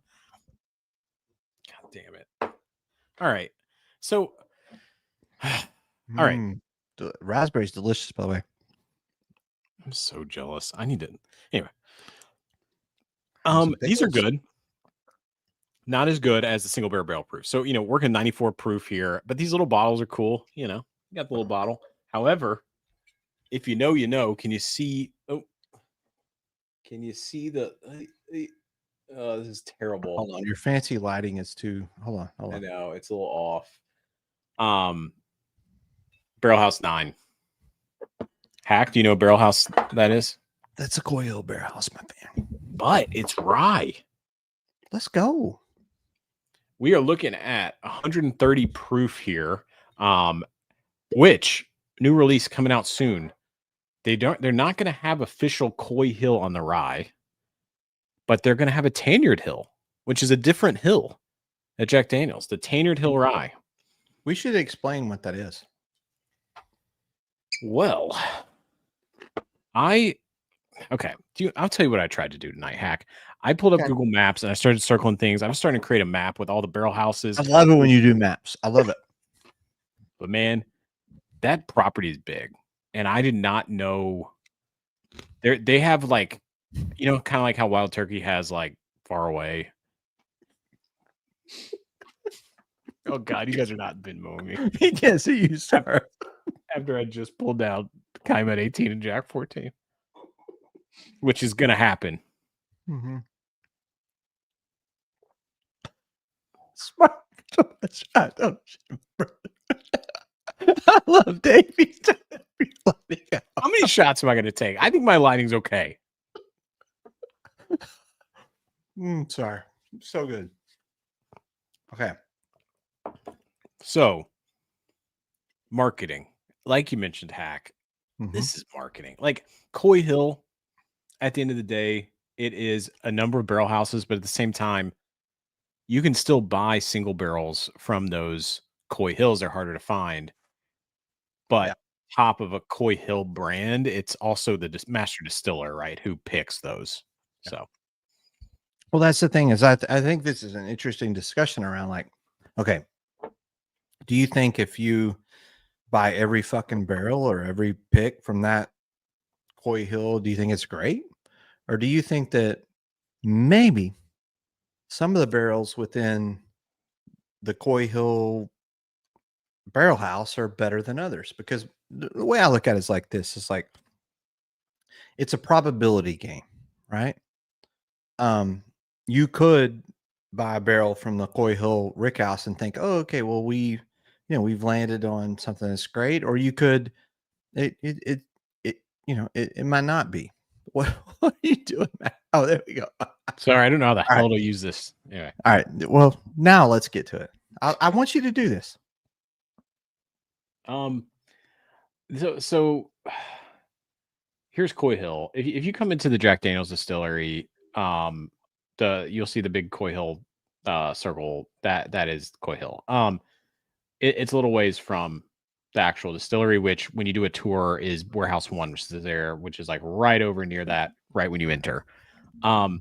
This has barrel house 8 circled because this is from a Reddit post, as you can tell. And I don't know why barrel house. I think they're talking about barrel house 8 because that's where one of the Coy Hill releases is from. But you can kind of see this. So, from all the lore of Coy Hill and everything, it's marketing. At the same time, like I think people who have a lot of Coy Hill, and I only have a couple samples. I do not own a bottle. I don't even have a sample now. But not all Coy Hills are made equal, right? Like, just like any LE release, like Russell 13, they're going to be different. And so, it's interesting because you have Coy Hill here, but then, let's see if I can do this here too. I love it when you run stuff. We're getting nerdy, y'all. Just Get hang with into it. me. Hang with me. Oh, Notre Dame's driving. We got a good game. It's like Yeah, do we? 31, It's all tied up in 33rd. the third. Okay, here we go. So, okay, what's happening? StreamYard here. I'm about to share my screen. You guys just hang with me. Google Maps. All right, can you see my screen here, Hack? No, not yet. We got to add. I can see it down there, but there we go. All right, can you guys see that? All right. Yes. So, let's get into maps, y'all. So we got the Coy Hill Rick houses here. So then you have Tanyard Hill. Now, the question, I don't know where the Tanyard, and like maybe someone in the chat does, but like where the Tanyard Hill will be, I think it's closer to the actual Jack Daniel's distillery here. Where maybe some of these Tanyard Hill ryes are coming from here. If you guys know and you've done a recent tour, it's been a while since I have. I assume is my cursor showing up on here? Hack? It is perfectly. Okay. Yep. So like this is like the OG house where barrel house where like you like one where you do your tour. But anyway, you've got the Tanyard Hill, and that's gonna be their next release. And then Coy Hill up here. But then there is, if you zoom out, they've got so much property. And I think even like out here, there's some other barrel houses. But that is that. There's a third hill, Hack. Yeah, I hear it. It's further down the road. Yeah. And it's called Slop Hill. Slop Hill. Now, just wait. That might be where I belong. That might be where I probably belong on Slop Hill. Even with my fancy charcuterie. Like they'd sent me there. They say, hey. Anyway, well, that was about your fancy charcuterie. We're gonna send you a Slop Hill. So anyway, I hope everyone enjoyed that boring ass shit I just did, but I find it fascinating. It wasn't boring at all. So listen. Oh yeah, we got a fight tonight. We got the Canelo fight tonight. Is that we got a lot going on. That's a UFC fight tonight? No, it's actually a boxing match. Canelo. Oh. Boxing still exists. Amazing. Okay, I haven't watched boxing forever. I know, right? So actually I have a question in the chat because I think now we are just now like fully devolving here. But Okay. that's what we do. Where we've had a lot tonight. Are you looking forward to the Tanyard Hill Rye?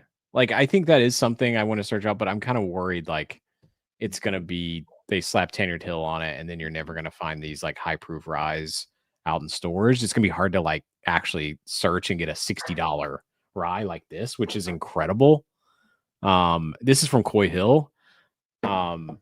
Which by the way, Coy Hill is a little more elevated, so you get the whole like heat piece here. But yeah, it is. Yeah, Patrick, you're right. It's mostly So do branding. you think, let me ask you a question. So I've got 2 Coy Hills here. Do you think that bang for the buck, right? Like, do you think that the whiskey they select for Coy Hill, is it that much better than like a really great store pick or not? I do not own full bottles. I think the Has level Coy Hills releases with the early ones are great. And maybe I'd pay a little over MSRP, but I'm telling you, getting those now, it's like a $600 bottle, which is like I'm not going to do that. I mean, I'll pay a little over, Hack. Like I don't do it a lot, but I paid over for 14 because you just can't find it. Dave, let's be clear. The 2 Coy Hills I have. Let him have it, Dave. Dave, these are 2-ounce samples, my friend. These are like I don't own a Coy Hill, but I want to know if it's worth it. Oh, I think wow, that's nose, and that's really wow, that's great. So you're gonna dive in the ryes. I'm gonna try a little bit of the Coy Hill samples that I have. Yep. And compare. And we are we are all tied up in the A&M Notre Dame game heading into the fourth quarter. And Notre Dame is driving there on the 20. Oh, and why are you throwing up your back foot, son?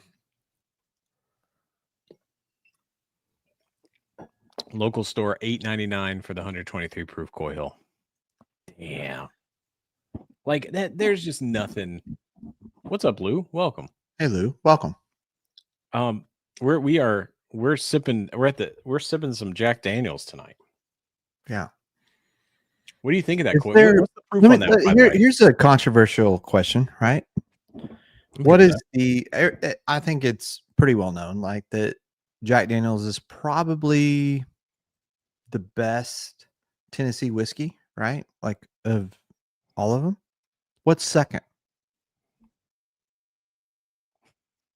I do love Chattanooga. It's such a different animal. You cannot really compare them. And they're different vibes, but Pat, I'm with you. Like, we need a part 2 of Tennessee whiskey tonight. We're doing Jack Daniels. We tried the Old Dom 8 for those who are just joining or who missed early. Old Dom just released an 8-year 100 proofer. It's going to be a shelfer that we think is good. We think it's good for the price.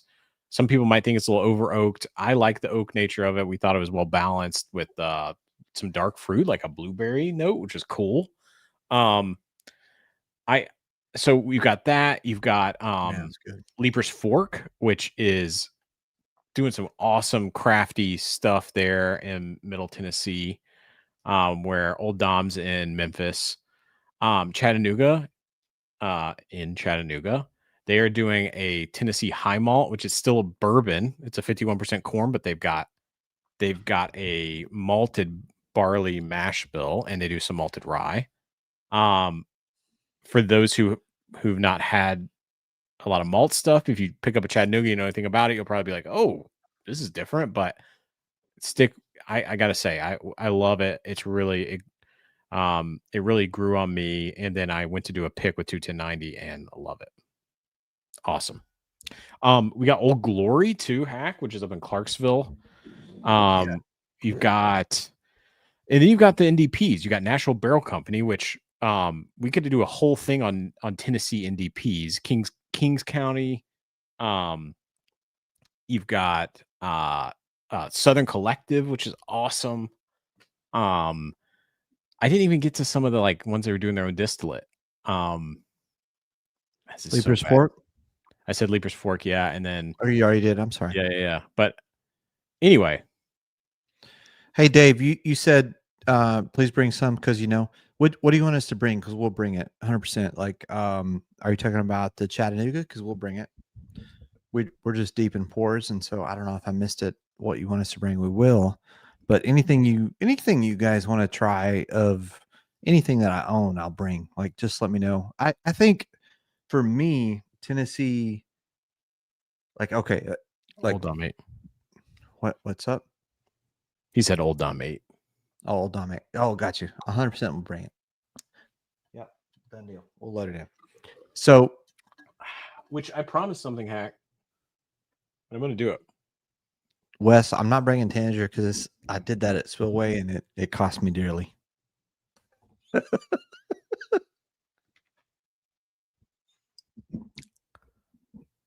So here's like if I had to pick today of like the best Tennessee whiskey after Jack Daniels, what would you say? Man, that's tough. Like their own distillate. We didn't even talk about Dickel, which is not fair because Dickel is a powerhouse. What does that look? You know how I feel about Dickel. I mean, I do too. I'm not a big Dickel. I mean, God, I hate it. I've tried, and I even got the 20-year, and I thought maybe some of that minerality would be so much mineral. It's just I can't. And Cascade Hollow was Dickel was my first distillery tour, Hack, when I was like in college, and I wish. I can't. It's not my palate profile. It's tough for me not to pick Old Dominic as the kind of clear second behind Jack Daniels. Yep. Just because like we love this one, which is that's right. Pull it out.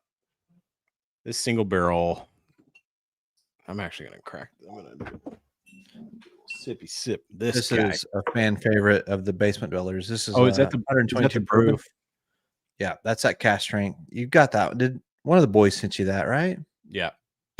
Oof. Oh, that's a nice pop. That was nice. It's hard for me not to go Old Dom as like right behind Jack Daniels. Like I don't think they're clipping on the heels, but I sit here and I think about like, okay. And I'll be honest, like I'm gonna say, and we'll do this in a future show because I just need to give it more time. But there's people that are on the jock of Old Glory, and I sent you a sample of that, right? Let's do it. Let's do Old Glory. I'm gonna do it right now. I've got Old Dom right here and the cast strength. Let's do Old Glory. So Old Glory. There's these people that should I 6 years, 7 months. Which should I be honest or just shut up? We're always honest on here, man. All right. So there's people that want certain distilleries, whiskeys, whatever to be great. What? Say it, baby. To prop them up and just, like so they'll tout something. It's it's great, whatever, because they're gonna get funded by them or whatever reason. And I think there's people doing that with Old Glory. I do. That okay. So I've not had it. So I had an Old Glory single barrel. Southern Collective had one. I liked it. This I think the one is that the one that you sent me, Hack. 6 year, 7 month, 128 proof Old Glory single barrel. We're having it together right now. This is it's a 6 year, 7 month, 127 barrel 127. This is one of their older age statements. They're getting close to that 7 year. But there's people that just want to take to social media and like, look, here's the thing that's cool about not needing this as an income stream. I never need to prop up a whiskey that you don't like. I need money. I don't need it. And I'm not trying to be a dickhead, but I make good money in my current profession because I work hard and I do what I do. Yeah. But I'm never gonna be Yeah, I paid think- off ever. Yeah, I Ever. think. Yeah, I don't think you have to worry. I don't think we have to worry about being paid off by by any whiskey Well, thing right now. Look, here's the And both truth. of us Though. There's people that will tell Oh, you yeah. right now. It's like we've Fair. grown really fast, Mac. I guess so, but we still don't have many followers. But No, like, we're a long way. We're a long way from being accomplished. But even once we get there, you're not gonna pay me to talk good about your whiskey ever. oh no, hell no. We both are in very Fuck off. we Never. both have jobs that yeah. The one thing I will say is that when you hear me talk about whiskey, there's very few things I will say like drain pours. I've said that about one thing, which is the Penelope cigar, which yes, that's a fucking drain pour. Penelope The other weeded. thing though, with groups that are doing like small distilleries that have their own distillate, I do care about that, and but I will say what I think. And I'm not gonna like just say it to be nice, but I think what I'll say is like it's younger, it's not my palate profile, or like it just needs to age, right? Like we can say so you may hear me be more kind to them, and it's not because I'm like trying to like blow smoke. You will hear whether I like or dislike it. I'm just not gonna be like, unless it's as bad as Penelope cigar, I will say drink pour. So anyway, that being said, let's get into the Old Glory. Yeah, let's do it. Oh, the nose is kind of funky. Yeah. It's got like what is that? Oh no, is it the dough? Uh-oh. Yeah, I don't think you're gonna like it. Dough is like raw dough is like my worst note. I'm not trying to. Here's Oh the thing. no, it doesn't have dough. It doesn't have dough. Here's the thing. I'm not trying to flex like, oh, I got this great job, whatever. It's just like at the end of the day, I don't need to be paid by anybody. And even once that point hits, like if we are, all I want to do, Mac, is I want to take every dollar that we ever make and turn it into doing barrel picks. That's all I want to do. And like, I don't want to make a dime off of this. Like, I have zero desire to make money on this. As the man says that, as he has a cheese logo on his shirt, which I do. I love it. Look, pay me in cheese, bitch. I hope next week you get like 10 pounds of cheese from that cheese is expensive, Mac. I know, man. Cheese is freaking expensive. We got a fancy cheese place right down here, Eastern Market here in DC. I love the cheese guy, and I'll be like planning this fancy dinner, and then like I'll be like, I want that cheese, and he, like they're so great because they like cut it for you, and you get to try it, and you're like, I'll have that one and that one. And there's like that's $48.50, and you're like, God damn it. Yeah. Okay, let's get into Old Glory because we kind of pontificated here beforehand. I do that a lot. I'm sorry. No, that's what I love about you, my friend. The nose is it's ethanol forward and oak. I don't get a ton in here. Yeah. Pay me cheese, bitch. 100%. I love that. I love it. Weird whiskey. Please refrain from using foul language. I don't mind this. It's a little hot and yeah. It's like hot and it's like this is one of those that's like hot and caramel. Like it's like sweet and oaky and yeah. If they kept this in here for 9 years, this would be great. But I'm not rushing to buy this. So you don't think this is the greatest thing that Tennessee's ever created? Because there are people that are touting that. No. James Knight, thanks for hanging with us, James. James, thank you. Thank you for putting up with us.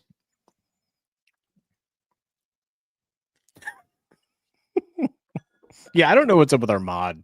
Do you know? Look, Chad, listen. The bot has a mind of its own. The bot has a mind. The bot is very strict. I don't mind Old Glory. I'm not like rushing. I mean, I think I would be excited to taste it at 8. But are you tasting this whiskey and going? As their own distillate in Tennessee, I am kind of like, oh, this could be this. I would like more when it's older. Yeah. Oh, James, James is from London. James- James is yeah. from London. That makes James, what total are you sense. doing? The fact you're up watching us, that's awesome, man. That's awesome. Thank you, James. You're the man. You are the man. What do you? All right. Yeah, we won't keep you up, James, but thank you for joining. I did promise the chat something, and What'd you promise him? Are you breaking away from Tennessee whiskey? I just want to know. yeah, because we have 14. Okay. I mean, you guys tell me. Do you want me not to?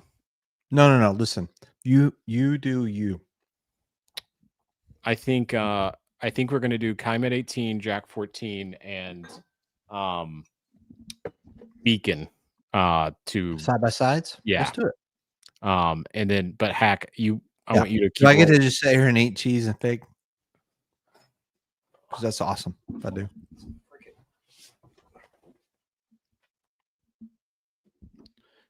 Chad poured the Ferran and the white pepper finish, and yeah, I've heard that same thing, Chad. Good night, James. Thank you for being here. Cheers. I do think people can. I mean, I think like I do watch when channels do like the side by sides of whiskeys of the year.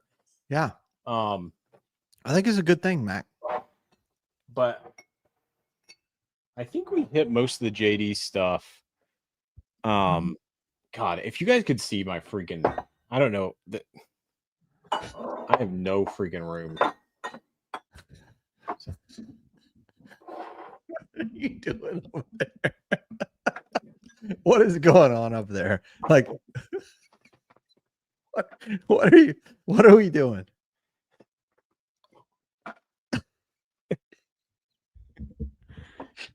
Oh, Anthony just joined us from Scotch Club. Welcome back, Anthony. I'm sorry that you went from Scotch to this. This is the complete shit show. Yeah, we're not. Okay, so I'm not going to do blind. We're going to taste these side by side. Look how low this is. Well, and we know what happens when Calumet 18 gets that low, right? Yeah. See if I can see that. Actually, maybe no. All right. What is all this going on? All right. We're trying whiskeys of the year. Tonight was Jack 14, Jack 12. We did Jack 10. I did a Jack 12 batch 1 versus batch 3. We did our favorite barrel picks. And Anthony, we are going to have you on in the future just to talk about other Tennessee whiskey, because we basically just did Jack Daniels tonight. And I know, there we go. You guys see this? So I would say these three are being talked about as whiskey of the year. I don't know what else would be. I think Raven 1 actually is up there.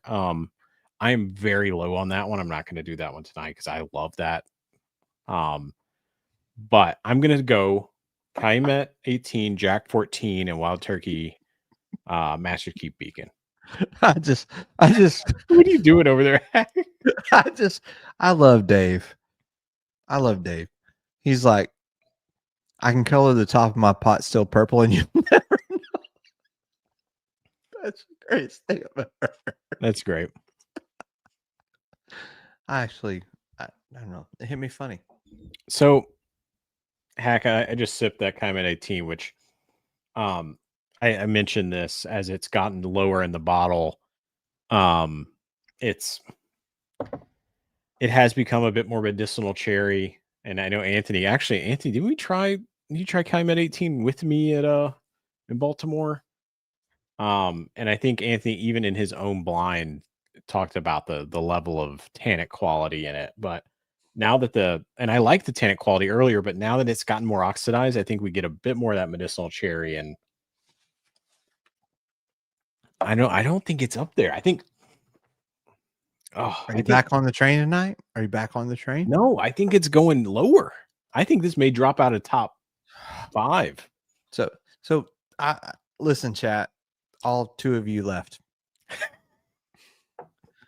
There was a point where my friend Mac, I felt like I needed to send a wellness check because he's loved this bottle forever, which I get it. Like, you fell in love with it. It's awesome. But there's a point where we were talking one night and he was trying it and he was like, Hack, like, it doesn't taste like it used to. Here's the question. Are there certain bottles where as they work down, where they don't taste as good as before? Or is it that you fell in love with something in the beginning? Like, as that bottle gets more air, is there, I mean, I don't know. Like, I'm interested to know what other people think, but like, I don't think you're that like far off because Penelope 9 Estate and Penelope 10 Estate, I really like those bottles a lot. And as they've gotten lower in their bottle, Yeah. I haven't liked them as much. Yeah. We're now going to the star of the pour here tonight. Jack 14. Let her go. She doesn't love you back. She doesn't do what she used to. It's so true, Andy. I love it, Andy. Andy, that's great. Oh, God, Andy. All right, we're on Jack 14 now, y'all. The nose on this is like when you keep that marshmallow and the flame a little too long on the camping trip, but you're like, yeah, it's perfect. That's the nose. Oh my God. Okay.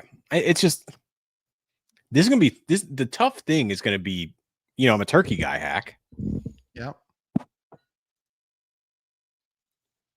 Beacon. You like that one a lot. So Jack 14, we talked about it tonight. I won't go too much into it. You've heard a million other people talk about it. I've tried, even though I'm obviously a Tennessee whiskey guy, a Jack Daniels guy, tried to be like, I like batch 12 better, or sorry, 12. I like Jack 12 batch 3, which clearly I didn't tonight. I don't think they're on the same level for me in my palate profile. I love the dark char marshmallow banana Foster. That is like my jam. And you know what, Bourbon Bill? I'm going to put this right in your face because this beacon may be. Bourbon Bill went to bed a long time ago, but he's in the chat, buddy. I will say, thank you, Matthew. MSRP, this is expensive. And this is one of the few bottles at this price, which I think was like $320, where I'm a turkey guy and it's like one of the few that's almost worth it. Oh, this beacon is incredible.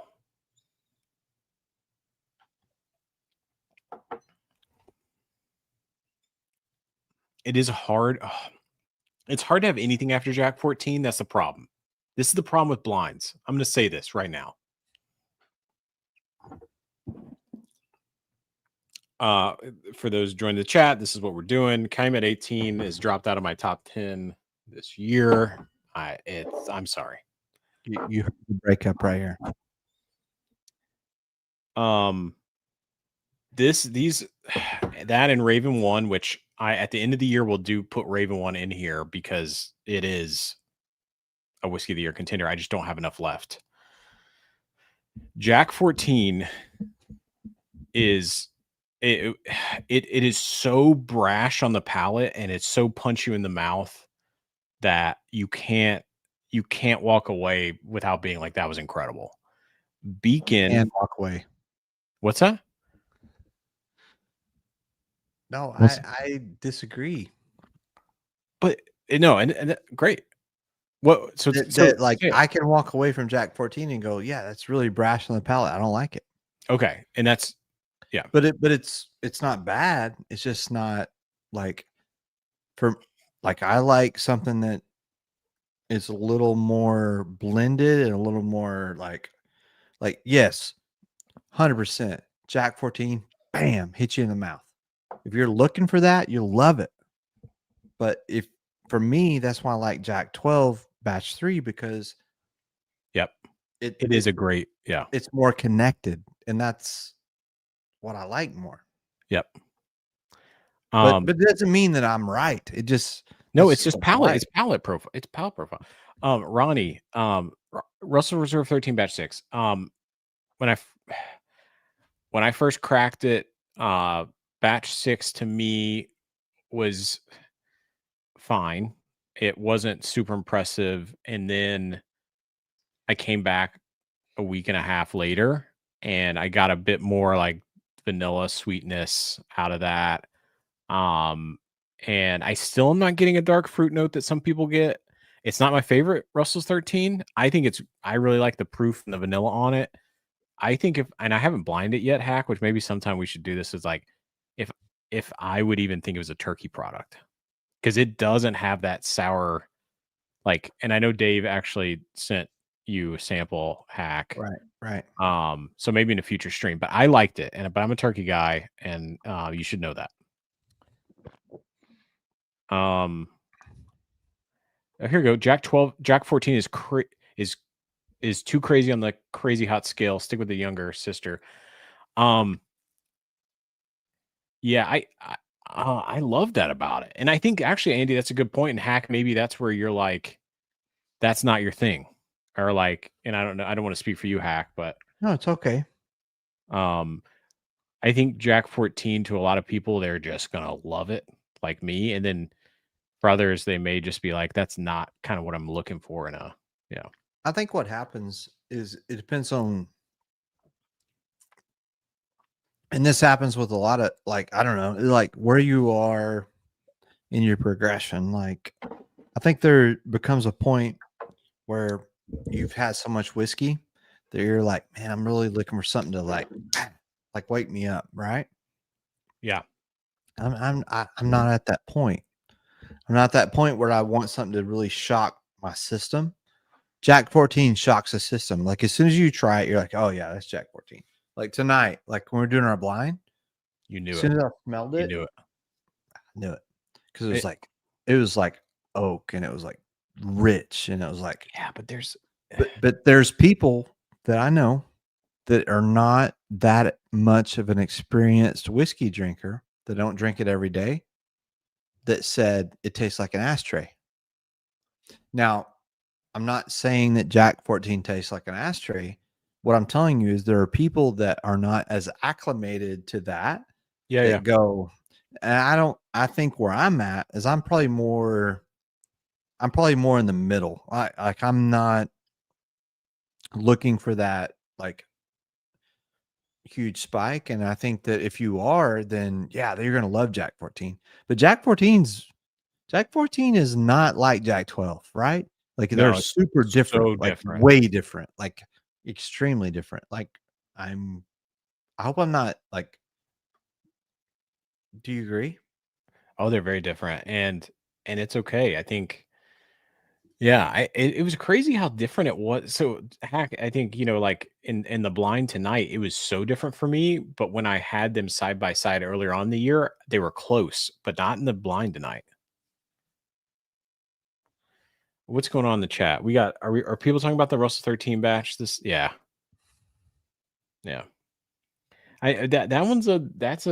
That batch 6, the Russell 13 is a hot topic. Well, I think when you first tried it, Mac, you weren't in love. I wasn't in love, even though I'm a turkey boy.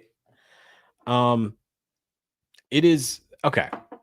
I think Beacon versus Jack 14 is the whole problem with blinds. And I'm not even blinded, but it's the whole problem with side by sides. Is that Jack 14 just, my palate is just, I can hardly appreciate what's happening with Beacon, which is you have a 16-year, right? 16. Let me just make sure I get this freaking right. I'm pretty sure it's 16. It may be 17, but I'm pretty sure it's 16-year turkey, and then you have a 10-year that Bruce did from the beginning, which is such a cool story. And I, at the very beginning of this story, was like, why are you putting 10-year in some old turkey? Don't do it. But man, they killed it with this. I actually brought this sample over today to my buddies over at Bourbon Concierge, and their turkey heads too, so we're buds, and they loved it. I think this is a more refined, like, take your time with it that I love. Port Jack 14, when I'm in that mood of like I need something brash, wake me up, and just complex. That's it, Yeah. and that's the difference, Hack. Like I don't want to judge them. Is that okay? No, it's fine. And I think the thing is crazy to me is that the differences between 10, 12, and 14 in Jack.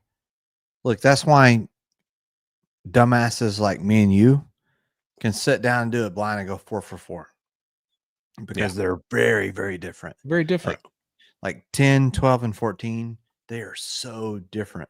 But I'm going to tell you this. If you like a Knob Creek, nutty, payday, caramel, forward vibe, you're probably going to sit down and you're going to pick that store pick, which is totally different than, but here's the thing about like whiskey. What I like does not mean what you like. What whiskey, like these whole, like I kind of hate the whole whiskey of the year thing because I think that I do too. Yeah. at the end of the day, like it doesn't mean shit. Like truth is like, what do you like? What do you enjoy?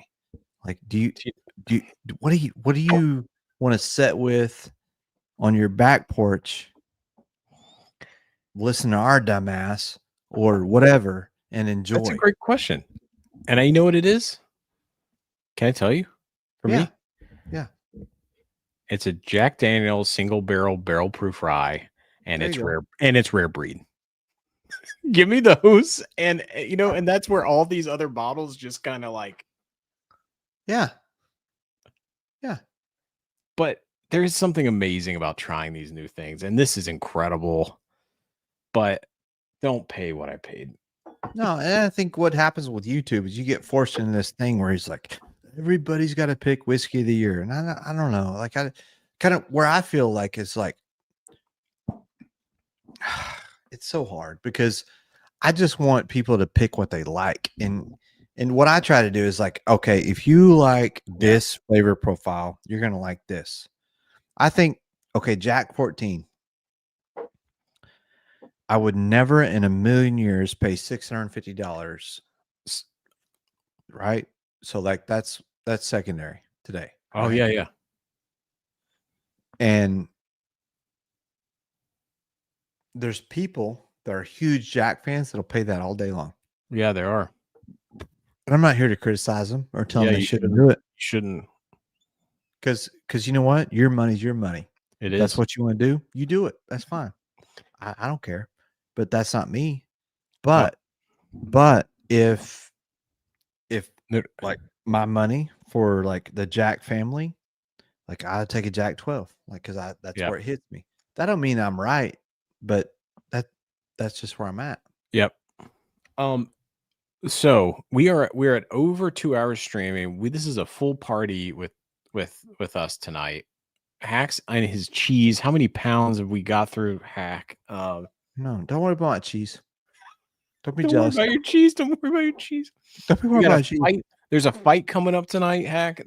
We got Notre Dame just scored a touchdown. We at least got to roll through the rest of this Notre Dame A&M game. Yeah, I'm good. I'll roll whenever you want to roll.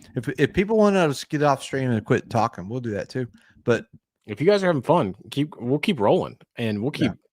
So Hack, that brings me to my next question, which I think this Jack Daniel's piece has been like a good one. We've run through most of it. Wait, time out. I just need to do something real quick.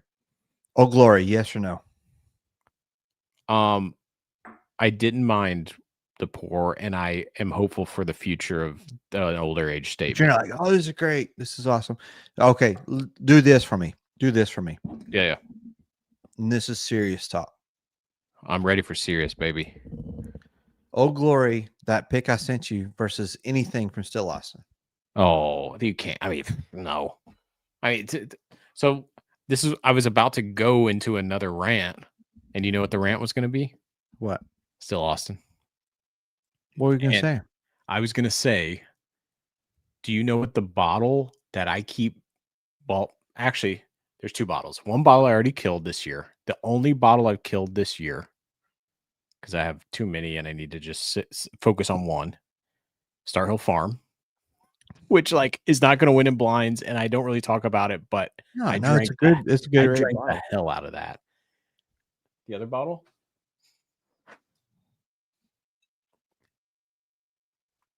Red Corn, 6-year. So good. Man. This, so and good. guess what? If you put this in a blind with Jack 14, it's not fair.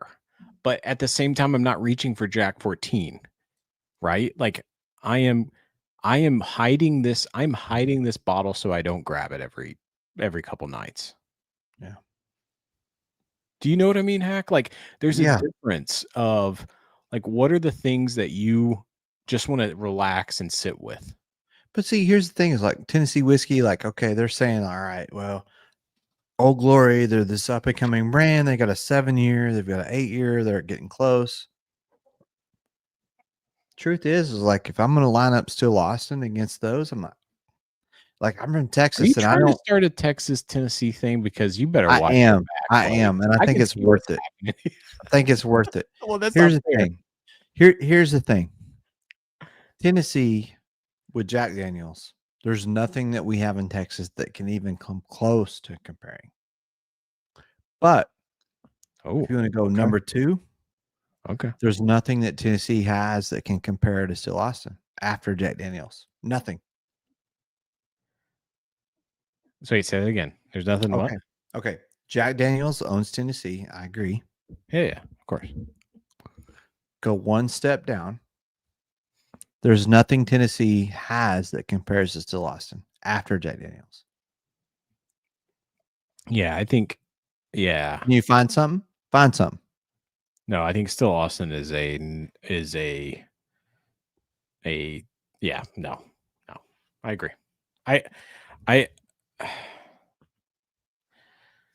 Yeah. Old Dom puts up a fight. Dave says Old Dom puts up a fight.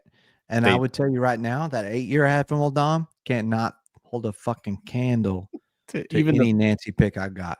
Or to even the 5 or even to the 5-year Blue Corn, which I have. Or to the 6-year Red Corn. And the 6-year Red Corn blows away. So give me an Old Dom that can compete with any of those because I'm ready to roll. And but guess what? I have an Old Dom cast strength too.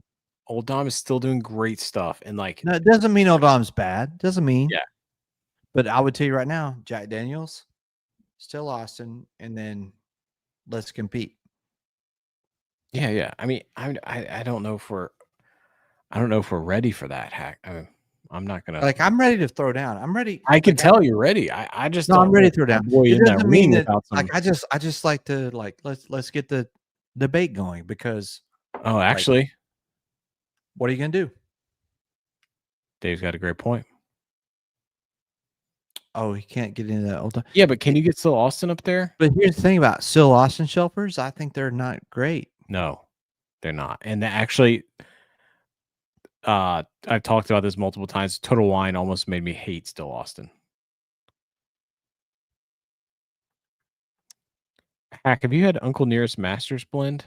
I haven't. No, because when I looked at it, I called it bankruptcy whiskey.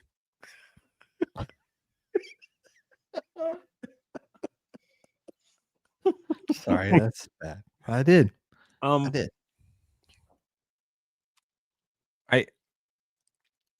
One thing to note from what I just did, which was Cayman 18, Jack 14, Beacon, is Cayman 18 could not hold a candle next to both of those.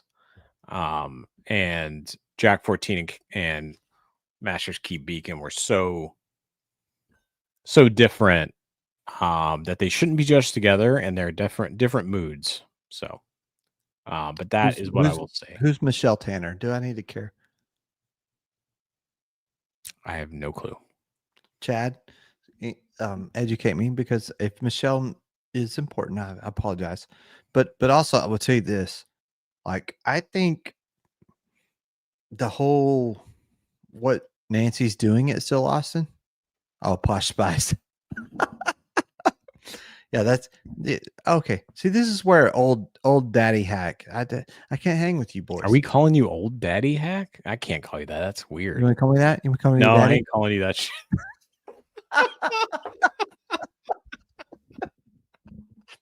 Hey, who wants to hang out with us next weekend? Does anybody want to hang out with us? Because we're gonna have fun.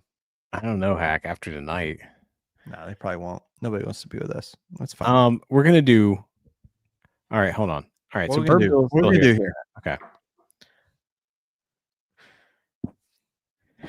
Hey, I did. No, I didn't pay that. I did not pay that bill. I did not pay that.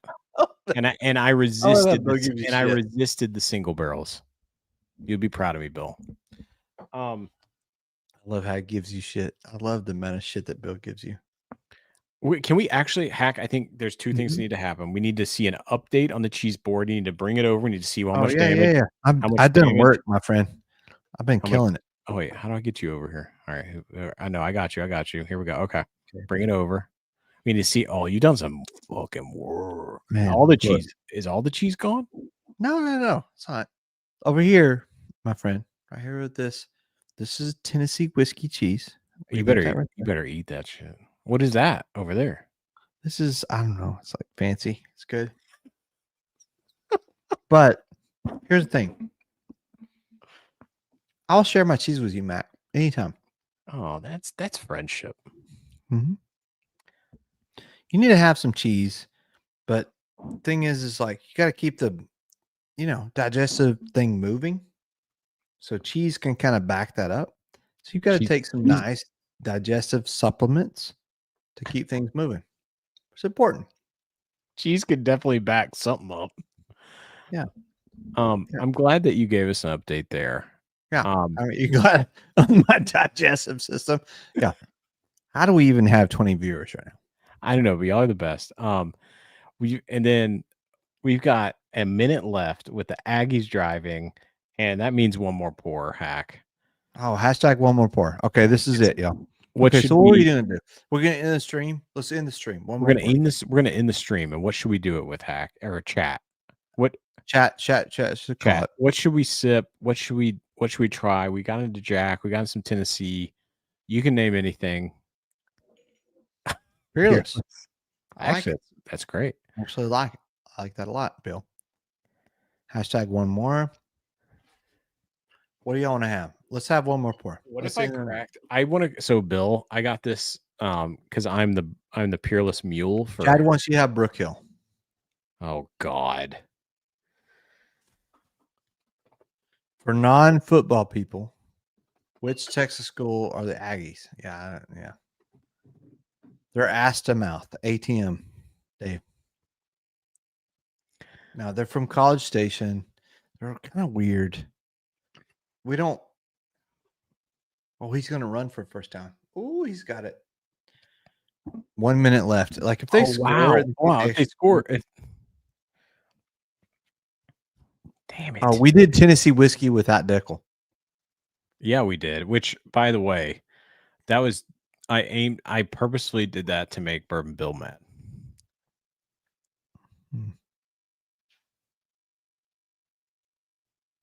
Oh, okay, Bourbon Bill. I'm sorry. This is on me. Yes. Text me your address. I think you may have already done that. I need to get you some. This is my last pour of the night right here. Oh, there we go. Wait.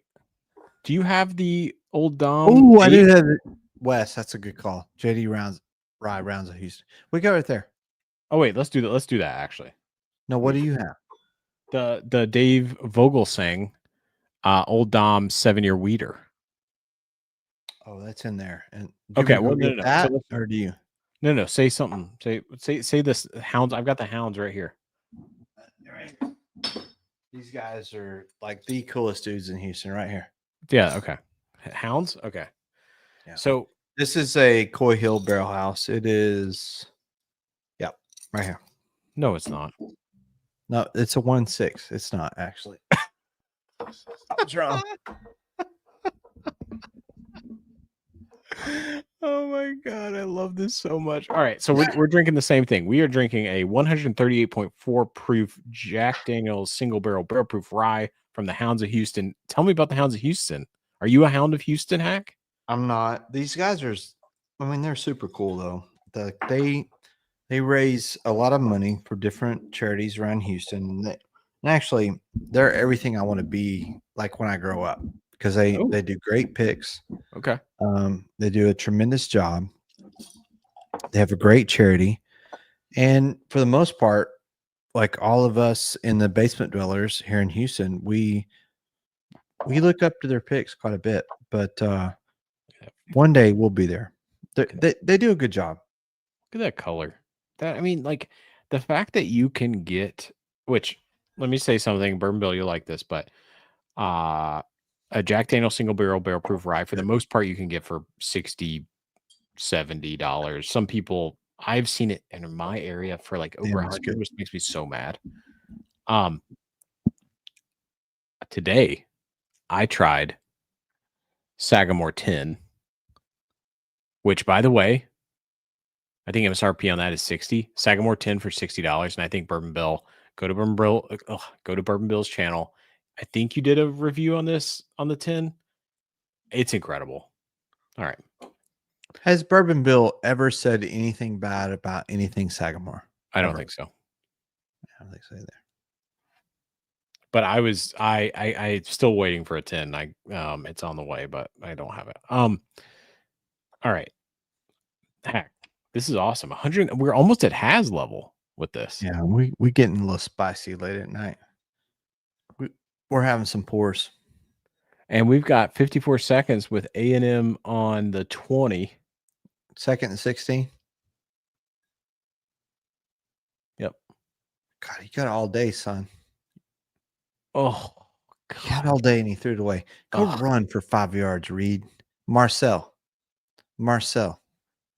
So, actually, this is not my first time trying the Hounds pick, Eric. So Caleb, who actually, if he wasn't super important and a physician, would probably be my partner in this. It would be Caleb and Mac, and then you could do Hack and Mama Hack, and that would be much better than us. Are you trying to get rid of me? Never. I love you. I don't know how much you do. But here's the thing. I love you. Damn it. Come on, boys.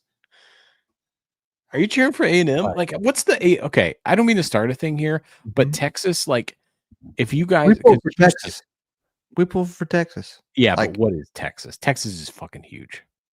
Yes, so I'm going to pull for the Texas team playing. I'm pulling for the Aggies, 100%. Wait. What do you? Okay, hold on. How much is Sag 10? 70. Oh, we like it. All right. So this note. Well, of course, he held him by the neck. Yeah, it's a good call. What was it? Pass interference? Yeah. Holding. All right.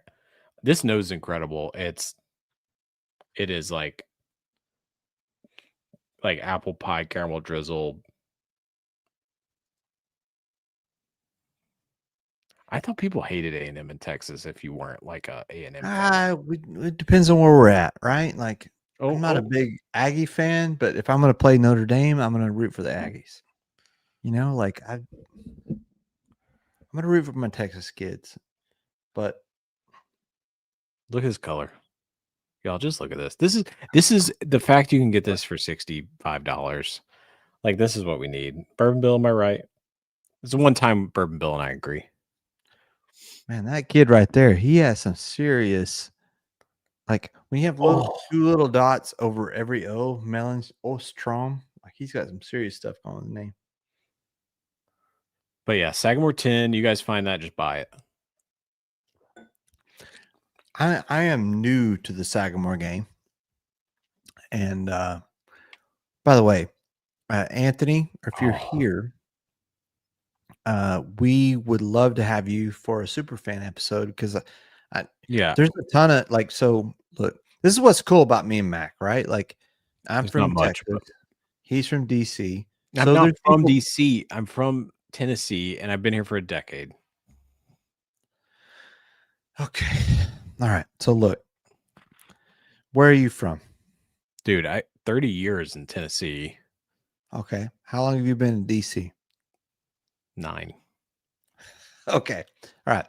So do you think that there are people in your circle of influence that know a lot about Sagamore? Yeah. Okay. How many people in my circle of influence know a lot about Sagamore? Not many. Okay. This is where we need to get.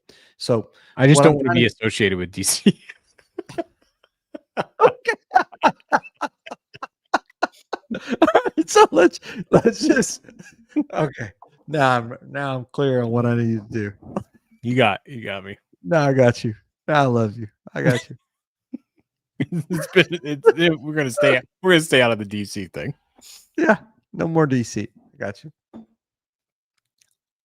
Man, you people that are watching us right now, we love you. I'm sorry that you're putting up with this, VIPs.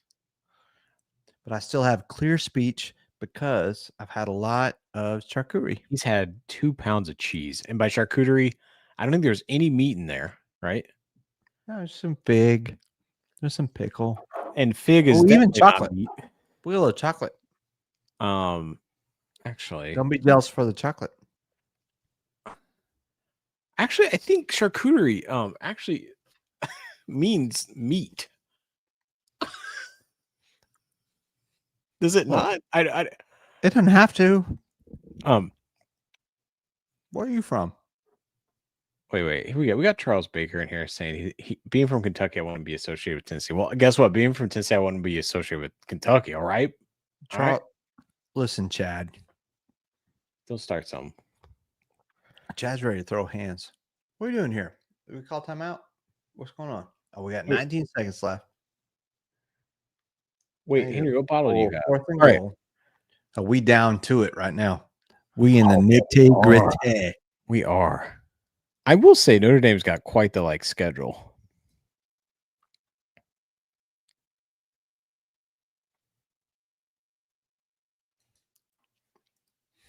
And my LSU bet hit. I told y'all. I told you. LSU won by 10.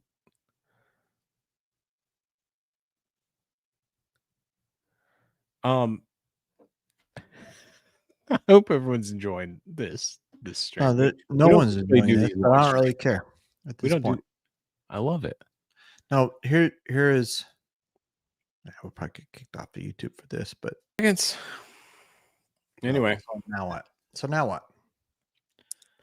Well, we at least have to keep this until the game ends, but we are sipping. We haven't even talked about what we're sipping on, and we got to this Hounds of whatever the Hell's ain't. What is it? The Hounds of Hell's ain't the Hounds of Hell's Angels. I like how we went super biker. No, these dudes they're good dudes. So the reason they're Hounds of Houston is they raise money for dogs. All we need to do is play 80s music and then just drink. Yeah, and then you couldn't speak English language, and it would be Todd and Andy. That's right. We love Todd and Andy. I love those guys. Sad Notre Dame fans. I really love this. This is the best of. Oh God! If you guys could see my, good God! I can't move in my fucking house now. But do you have a cheese sticker right here? We love Rudy. We love the cheese. Wait. Who said anything about? No, we love Rudy. This is great, Hack. This is a apple pie caramel drizzle ice cream deliciousness. I love the Jack Daniel's rye stuff. I love it. God, I love that football's back. This has been a little different of a stream for Hack and I. Yeah, I hope you guys have liked it. We've been a little more chill. We typically have our programming. But I like this. Yeah, I did too. So I don't know. we got a little time on the Notre Dame A&M game, but I think it's over. Here's what I want to do. Yeah, I don't know anyone that hates that either, Bill. This is more chill. God damn it, Dave. Listen, love you guys. We're gonna tune out. Whiskey should be fun, and I've had fun tonight. You had fun? Oh man, I had a blast. This is awesome. We So got Tennessee whiskey. Oh, wait a minute. Nope. Bat it down. 4 seconds left. Thank you, Corey. Appreciate you. Yeah, listen. Corey's been here the whole time. Corey, the man. Corey's fucking awesome. You guys have a great rest of your weekend. I've had a fantastic time tonight. Thank you for watching me eat a lot of cheese. Do not worry about my digestive system. I'm gonna be good. I think we're all going to be worried about that. Cheers. Love you. Cheers, y'all. Y'all have a good night. Whiskey Awesome. should be fun. Love you. Much love.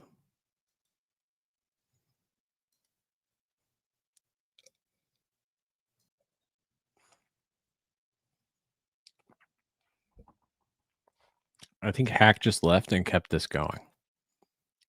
If I'm still in the stream, let me know. Am I still? Is it just me? I hope it's just me. Is it just me? Someone in the chat, let me know, and then we're gonna have to end this stream. Damn it, Hack. I'm gonna keep it going. Who's with me? Mac and Mac. Mac and Mac. We got 11 viewers. What should I crack?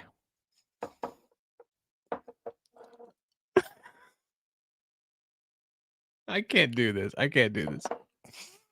Yeah. We need some sort of sounds here. We need like where are my media assets? Where's Wes in my life here?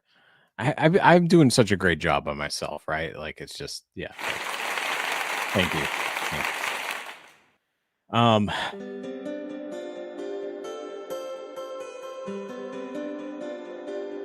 Just when Hack leaves, a part of my heart leaves. And if you would just for a second come with me and think about how whiskey and friendship and love are all connected. And at the end of the day, all we have is each other. And I think all I need to do is hit end stream, and I'm going to do that right now. And I hope this does it. I love y'all.